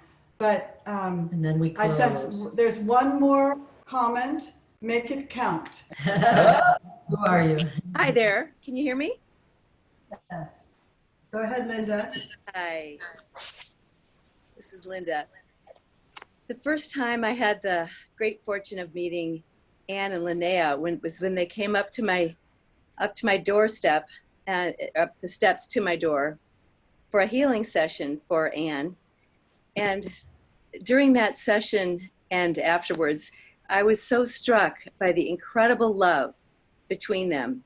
And I just, the love that Lynnea, that you have had, that you've always have and you will always have for your mother has just been such a huge inspiration for me. I didn't know that people felt like that and could be that close to their moms. And it was just so beautiful, your love for her and your care for everything. And recently, yes, those beautiful nightly lullabies that Anne would so look forward to. And you were so happy to give to her because you knew how much it fed her soul and that gave her that constancy of love from you every day. And what just a beautiful love between you. And I do also have to say, what, on a lighter note, my goodness, that woman had such style. She was always dressed up just so beautifully into the T. She was coming over for a healing session, no less, but she was all, color coordinated, everything in place. It's like, wow, look at her at her age, and she's just such a stylish babe. I love it, yes. And yeah, and then we've got James and Lynn, yes, all of you, very stylish. Loved her her gathering and her little shop that she set up for us of all of her incredible wares from all over the world. And I have this beautiful necklace on that was one of the things that I got there, and Lynnea gave me a few things, and I have a bowl out there. We just had to step in. It got a little loud out there, but a beautiful Native American bowl, and so many treasures from around the world. And she just loved us, just I think passing them along to us so that we could cherish them and have a little piece of her and a little piece of the beautiful places that she went. So anyway, I'm so honored to know you both, and I'm so happy that, Anne, that you're in a place where your spirit is so soaring free now, and you are bigger than huge. You have become the all that is, and we are so happy to be celebrating you today and your beautiful offspring and their offspring to eternity, and all of the ancestors that are a part of all of this. Thank you. Thank you. So, thank you all so much. We have a few other treasures to complete about 15 minutes of our time today. So again, just thank you for the medicine of your words, every one of you. Before Jordan Stoltz, Anne's nephew, sings an original composition honoring the generations, I want to acknowledge, to just take this moment to acknowledge each of Anne's children, Vance, Scott, and Lynnea. They each played a very significant and important part in Anne's passage this last year. They each offered significant care with the gifts that are unique to each of them. So, like Anne, Lynnea shines, she stands out. And I am really struck with the quality of both of her sons as well, born on her birthday. No coincidence. So again, just thank you so much, Vance, for all the care that you and your family, your wife and children have offered into this cycle. It means more than anyone could begin to describe. And I extend gratitude to Scott for all of the parts that he offered. I believe he was the last one with Anne in this world. And right. And Linda. Yes, And Linda, yes. The day before she passed away, Scott and I went to say hello, and because they weren't letting us in because of COVID. So it was it was just really neat to see her. She was not coherent.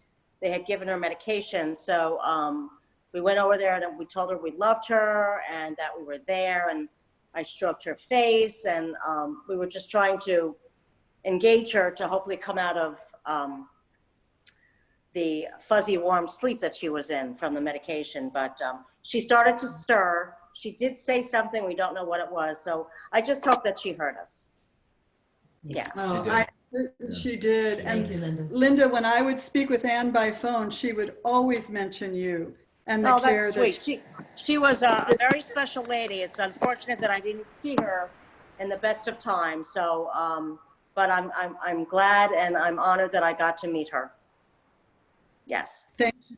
One thing I know from losing my own parents and a brother and other many dear friends, I know that when a person, in this case, mother, grandmother, great-grandmother, passes from this world, what she takes with her and what she leaves behind, that only love will remain.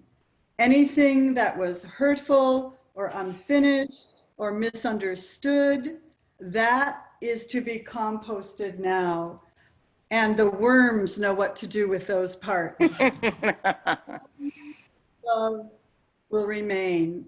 It can take a little time, but Lynnea mentioned healing in our opening words.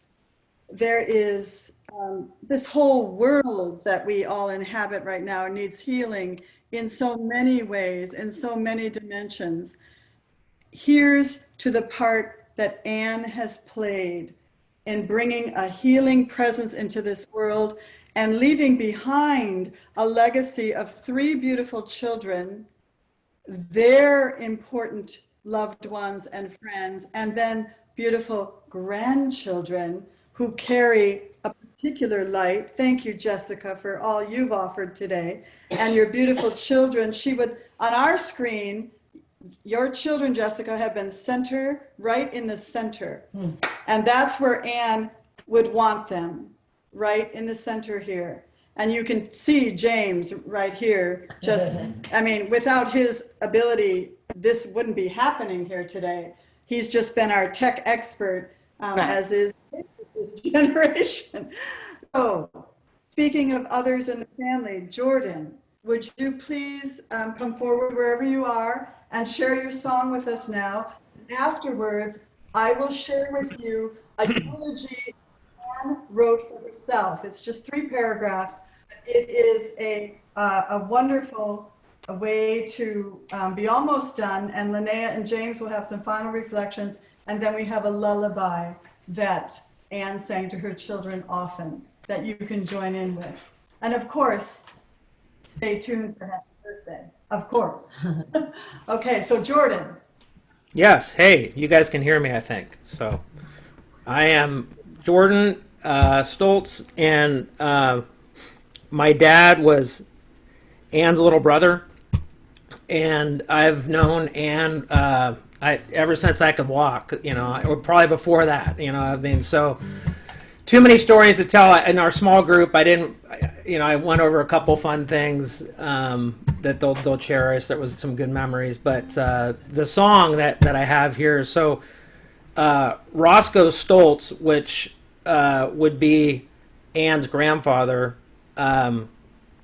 He retired at a business, I think it was Westinghouse or something, in the early 60s, and there was a poem written for him that somebody wrote. I don't know who wrote it. We found it cleaning out some of my dad's belongings. My dad had passed away about 3 years ago, and this was before he passed away, but we were cleaning out stuff when he was in California, and there was this poem written. It was called To Casey.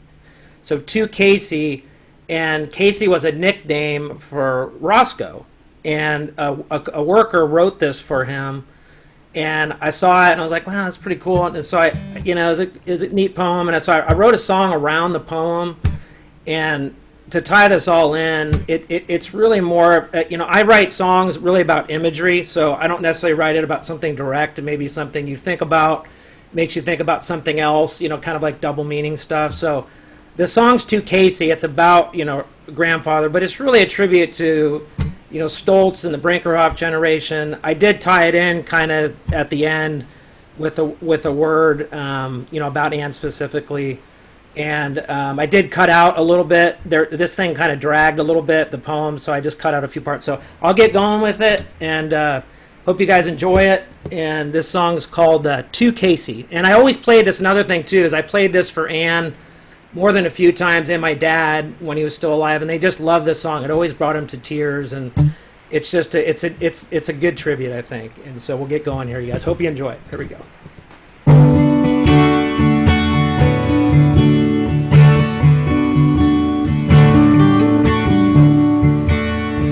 Great is the God we'll honor tonight.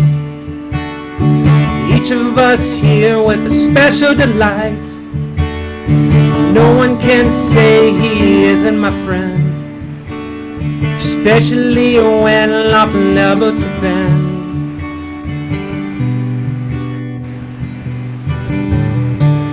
Roscoe, he is named with another R too.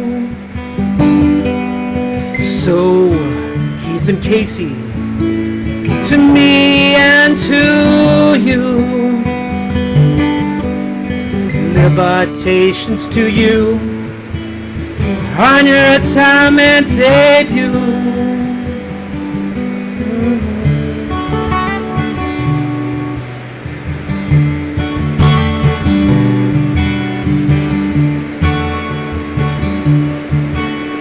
Immaculate's word for Casey's way of dress, noting each detail where nothing but the best. Dashing is he, that I'm sure you'll agree. Umbrella on arm, rain or shine, oh sure to see. Shoes are highly polished many times, oh throughout the day. The tie gets readjusted every time you look, oh his way.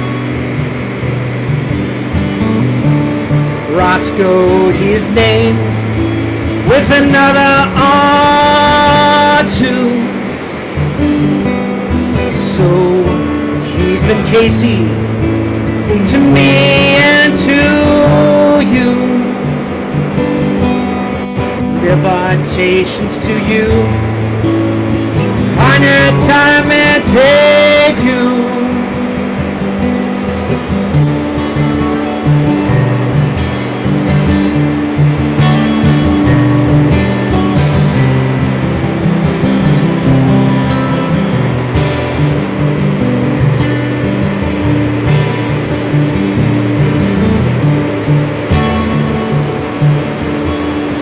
Roscoe's quite handsome with his white crew-cut hair, aggressive as hair like a multi-millionaire.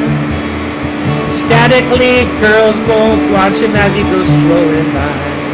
Since this modern view of Ramho catches everybody's eye. Roscoe, his name, with another R too.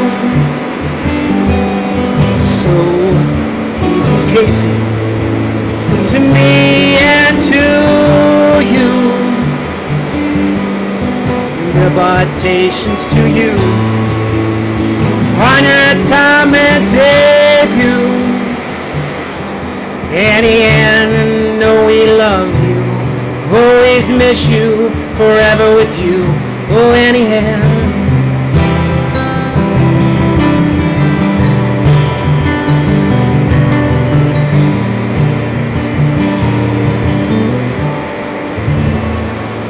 Okay, that's it. It's good. All right. Very cool. It's a good song. We love you, Anne, for sure. For sure. Thank you for carrying the generations. So you guys love this generational thing that we're feeling. Yeah. Going way back and casting way forward. This is gorgeous. Yes. To me, it feels so special in this moment to have some words that Anne wrote herself And you'll hear she wrote in the third person, but they are her words. And the image that just came so strongly to me was she's throwing each of you a kiss and saying, I love you. I feel so strongly that she would wish to be able to communicate that to each of you. A kiss and I love you. So here are her words. In a fun-loving moment in her life, she wrote these words 25 years ago to be a possible eulogy for her. So here we are on her 94th birthday, listening to you, Anne. Expatriate Anne Brinkerhoff, internationally known hostess in the grand manner of the 19th century French salinière, died unexpectedly today in her adopted city of Madrid. A celebrant of life, a noted collector of people from every corner of the globe, Ms. Brinkerhoff was toasting her 85th birthday when she collapsed while laughing her son Vance over his new play, All About Us. Still holding firmly to her favorite cocktail, Kettle One, straight up with a twist. She was dead on arrival at Madrid Hospital, apparently of natural causes. A woman of extravagant tastes and tremendous vitality, Miss Brinkerhoff had recently returned from a 12-week walking tour of the Himalayas. An author of some reputation, although better known in Europe than her own country, she wrote prolifically about the characters in her daily drama, their causes, conversations, and accomplishments. An invitation to her elegant but crumbling villa on the outskirts of Madrid was coveted by the far-out greats and smalls of every continent. No one ever knew quite what to expect, what costumes would be worn, what roles would be played, what issues debated, what revolutions plotted, what leadership supported, what cartels destroyed. A relaxed but powerful behind-the-scenes figure, Miss Brinkerhoff relished her part in bringing together dynamic personalities of the world in a stimulating, albeit somewhat bizarre atmosphere to influence and promote creative planetary interaction. This fascinating intercourse was appropriately encouraged through the extensive use of her excellent wine cellar and world-famous gourmet table, artistically and superbly directed by her longtime friend and companion, Constance Manning, who was a popular, multi-talented personality in her own right, who is a popular, multi-talented personality in her own right, also known extensively for her vast award-winning gardens on the grounds. In honor of her closest and dearest friends, numbering in the hundreds, a gala of galas featuring bullfights, balloon rides, fireworks, and the Boston Pops Orchestra is to be held at Miss Brinkerhoff's villa on the first day of September to celebrate her life and the occasion of her death. There you have it. Mom, and There you have words. it. Think of Anne when you attend your next bullfight, Oh my God. your balloon ride, the fireworks, and the Boston Pops Orchestra. All right, and I turn it now to Lynnea, and James will join her soon too for a few final reflections. Oh, you guys. Oh my goodness. Thank you. Yeah, let's just return for a moment to that really simple, sweet place. Our cup is so full. Thank you for your amazing presence here, and for actually Katie. We had a Katie in the family early on, and James has now gotten the same exact doggy, reincarnated 3 generations later, and has named her Katie. And here she is. It's just like so amazing. Right, Ginny? Do you remember Katie in St. Louis? So something that we said here, my mom said that she never prayed. But those who have been fortunate enough to be loved by her know better. It was with each word, each thought and breath that she lovingly held us. A great master once said that our first real experience of the divine in this life is the mother. She offered the experience of mother to many. To be precious under her gaze is perhaps all the protection one would need in this life. I know I feel that way, and I extend this to my family, to all of you who are my family. So I am profoundly grateful that you're here. And it is true that every night for the last many, many months, every night, and when I was stuck in India, it was in the morning. I set my alarm at 7 in the morning because it was 10 at night for her. And I would sing a lullaby, and she had her favorites. But you're about to receive a final gift here of the only lullaby. I had a choice of 5 I could sing to her, but she only remembered 1 when she sang to me. And it was in the Irish tradition, Tura, Laura, Laura. So we'll sing this, and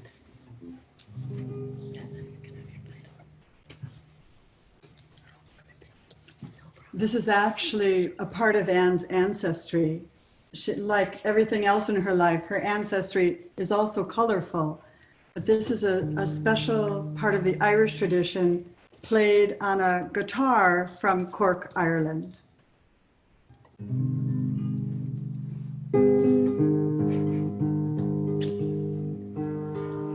Over in Killarney, many years ago, my mother sang a song to me in tones so sweet and low. Just a simple little ditty in her good old Irish way. And I'd give the world if she could sing that song to me this day. Toora-loora-loora, toora-loora-lie, toora-loora-loora. Hush now, don't you cry. Toora-loora-loora, toora-loora-lie, toora-loora-loora. That's an Irish lullaby. Oft in dreams I wander to that cot again. I feel her arms a-hugging me as when she held me then. And I hear her voice a-humming to me as in days of yore, when she used to rock me fast asleep outside the cabin door. Toora-loora-loora, toora-loora-lie, toora-loora-loora. Hush now, don't you cry. Toora-loora-loora, toora-loora-lie, toora-loora-loora. It's an Irish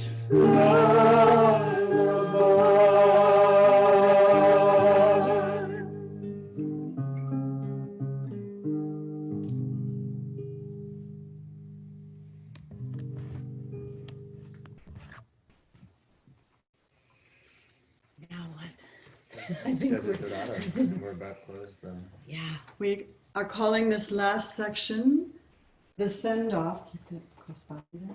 And then we'll blow out the candles after. Happy birthday. In closing, Anne imparted to us over and over one simple message, that all is well in the world, and that we will always be cared for no matter what. Her core philosophy of life and the source of her sanity is most aptly described in a passage beloved to her from the Desiderata. And James and Lynnea and I will now share this with you. And if you know it, speak right along. Go placidly amid the noise and haste, and remember what peace there may be in silence. As far as possible, be on good terms with all persons. You are a child of the universe. No less than the trees and the stars, you have a right to be here. And whether or not it is clear to you, no doubt the universe is unfolding as it should. Therefore, be at peace with God, whatever you conceive him or her to be, and whatever your labors and aspirations. In the noisy confusion of life, keep peace with your soul. With all its sham, drudgery, and broken dreams, it is still a beautiful world. Be careful, strive to be happy. Would you please join us in singing Happy Birthday to Anne and her sons, Vance and Scott. When we get to that part, we'll do it in order of age. Anne first, Vance, Scott. Here we go, celebrating. Celebrating. Happy birthday to you. Happy birthday to you. Happy dear.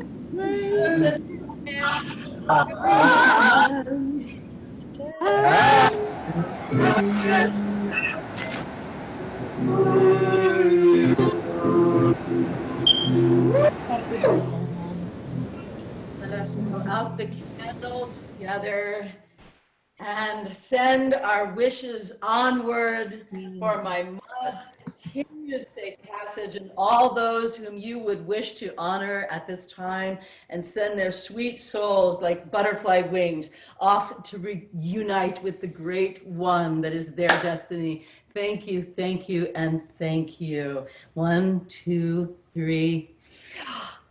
Blow! Enjoy the video stream of photos from Anne's life now as we finish our time together. With case blessings to her and to you all. Peace, joy, grace, and wisdom go before you and guide your way on. Thank you profoundly for your presence here. We love you. And we wish that we could be sharing now a gorgeous meal. And we hope you will partake, and just send me the bill, will you? And here we go. Enjoy this, and many, many blessings. We'll hear from you all in other ways. Thank you for everything. Oh, okay. I need to screen share first. Bye-bye. Yeah, anybody, any final, anything. So much love. Thank you. Bye-bye. Thank you. Thank you. Love you. Thank you. And Lenny, Jamie, love you. Love you all. Bye. So much. Bye. Love you. Love you. Thank you. Thank you. Everybody, thank you so much. How lovely. How Thank precious. you. Much love. Much light. Thank you. Love And enjoy, yeah, thank you for your final music. No? I know. Here comes. It's okay. It's okay. You have it? That's it? Yep. Do you see it? Yes, we see a bunch of pictures. Can't see it well enough. It's not big And enough. will momentarily. Actually, you know what? That's Jenny there. Can you see, like, are you looking at a A lot of small pictures. Yes. momentarily? Sarah, okay, we're gonna play. Patience. Yeah, exactly. Here we go. Glasses. Here we go. Patience. And it's coming at you. Thank you to all of you, seeing all your beautiful faces. Amazing to be together. Yeah, it is. Beautifully done. That's good. Perfect. She is. Oh my God, that's totally her. That's so cute. Oh, adorable. When I was just a little girl, I asked my mother, what will I be? Will I be pretty? Will I be rich? Here's what she said to me. Que sera, sera. Whatever will be, will be. The future's not ours to see. Que sera, sera. When I was just a child in school, I asked my teacher, what should I try? Should I paint pictures? Should I sing songs? This was her wise reply. Que sera, sera. Whatever will be, will be. The future's not ours to see. Que sera, sera.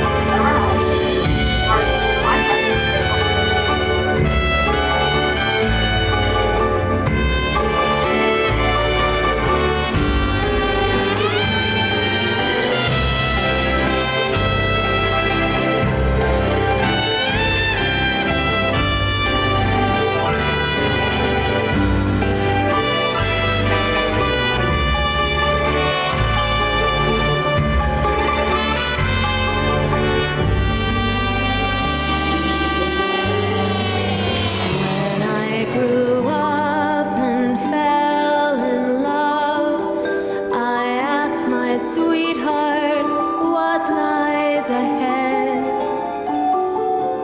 Will there be rainbows day after day? Here's what my sweetheart said. Que sera, sera. Whatever will be, will be. The future's not ours to see. Que sera, sera. Que sera, sera. Whatever will be, will be. The future's not ours to see. Que sera, sera. What will be, will be. Que sera, sera.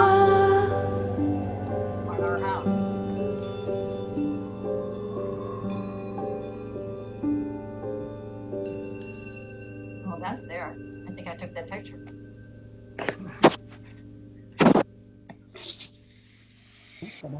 Look at that one. It's of Mom and Yeah, that's fun. Yeah. When I was just a little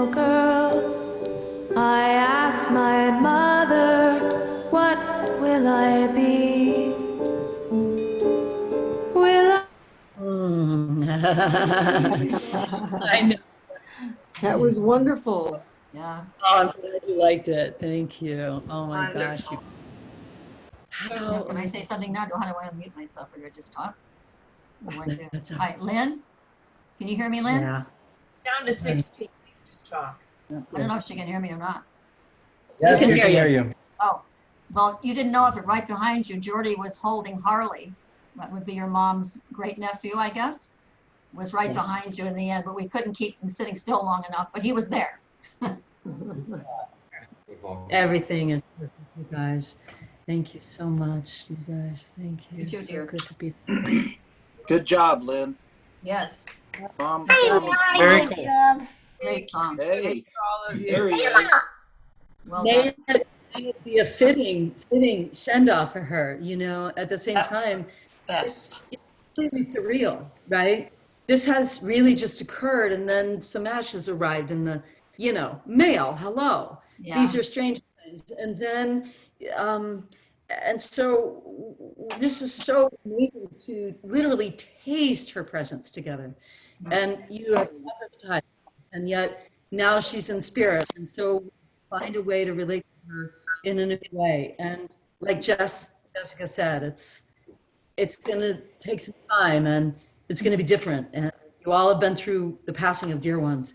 And so stay close. Thank you for being such loved ones and family and holders of this. And just a great thank to all of ourselves who've been here holding us, and to our beloved minister, oh my God, Reverend Elizabeth and Jim Errol. Could you believe those songs? Wasn't it amazing? Yes, it was. Great. Thank you both. Thank you so much. Really, what they bring. For sure. Thank you. Beautiful. One word from me, legacy. There they are. Yeah, I'm We're sorry. all a part of the legacy. Yep. Yes, we are. Well, I'm going to have a Kettle One vodka martini. That's a good idea. And think of Anne and send you love, Jamie. Send you love, Linnea. Send love to the entire family. To the bounty. To the bounty. To the legacy. Kettle One. To the infinite. Generations forth and beyond. Put it in your medicine bag and carry it forward as you walk on your gorgeous paths. Stay close, beloved ones. You are so, so precious to us. Thank you. Thank you for a beautiful, beautiful experience. So much. Yes. The tech support was Bringing us all in. Thank you all. Yeah, Rob especially. You're here. All right. All right. Bye. Let it be. Love you all. Bye. Have a great night. Happy birthday. Way to go. Yeah. Happy birthday, Scott. Cricky. Love the So much roses. love. Sending you lots of love. James, Linnea, everyone. And Whole chutzpah. family.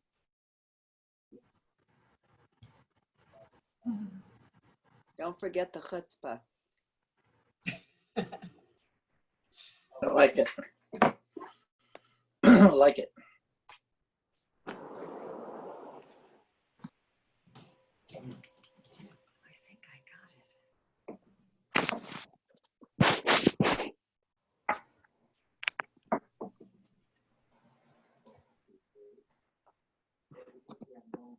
Dave Ducott, let's see your face. Bye, Jilly. Hi, Carlin. Bye and bye. Great to see you.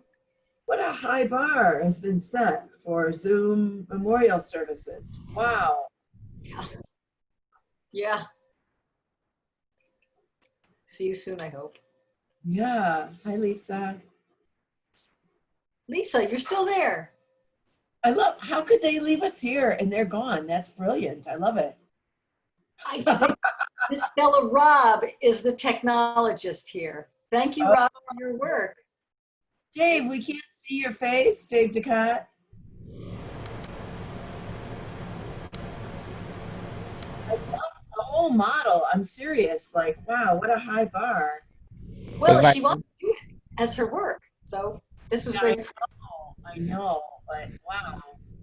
We learned a couple little lessons about what to do. Like I need to log in as the host, so Co-host, co-host, right? You for had, some reason I kept losing co-host.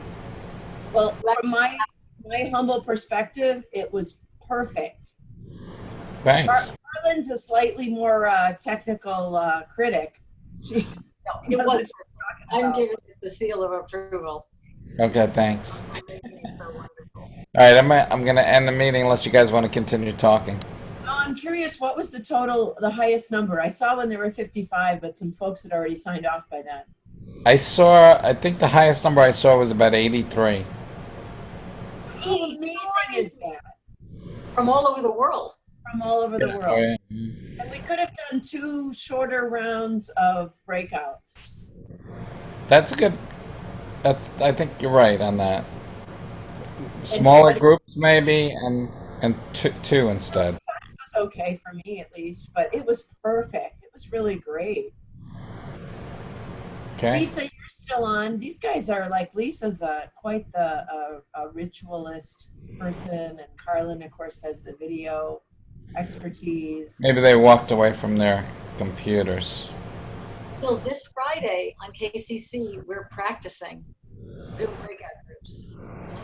And Rob, if you want any practice of Zoom breakout groups, I doubt you need practice. This was great, Rob. I don't know how you fit into this life. How do you fit into Anne and Linnea's life? I'm one of the owners of Yoga Space, and I met her through Supriya. Okay. You know Supriya? I know her name. I don't know. And they needed somebody technical to do Zoom hosting, so here I am. And are you in Connecticut or where are you? Yeah, Bethel, Connecticut. Yeah. That's great. Well done. Well done. Thank you. Easton. Know where people. I know there was somebody from Australia and California. I'm in Albany, New York, Massachusetts. I mean, wow. Who knows? All right, bye-bye, Joe. Thank you. Bye-bye. Bye. I wanted to say I grew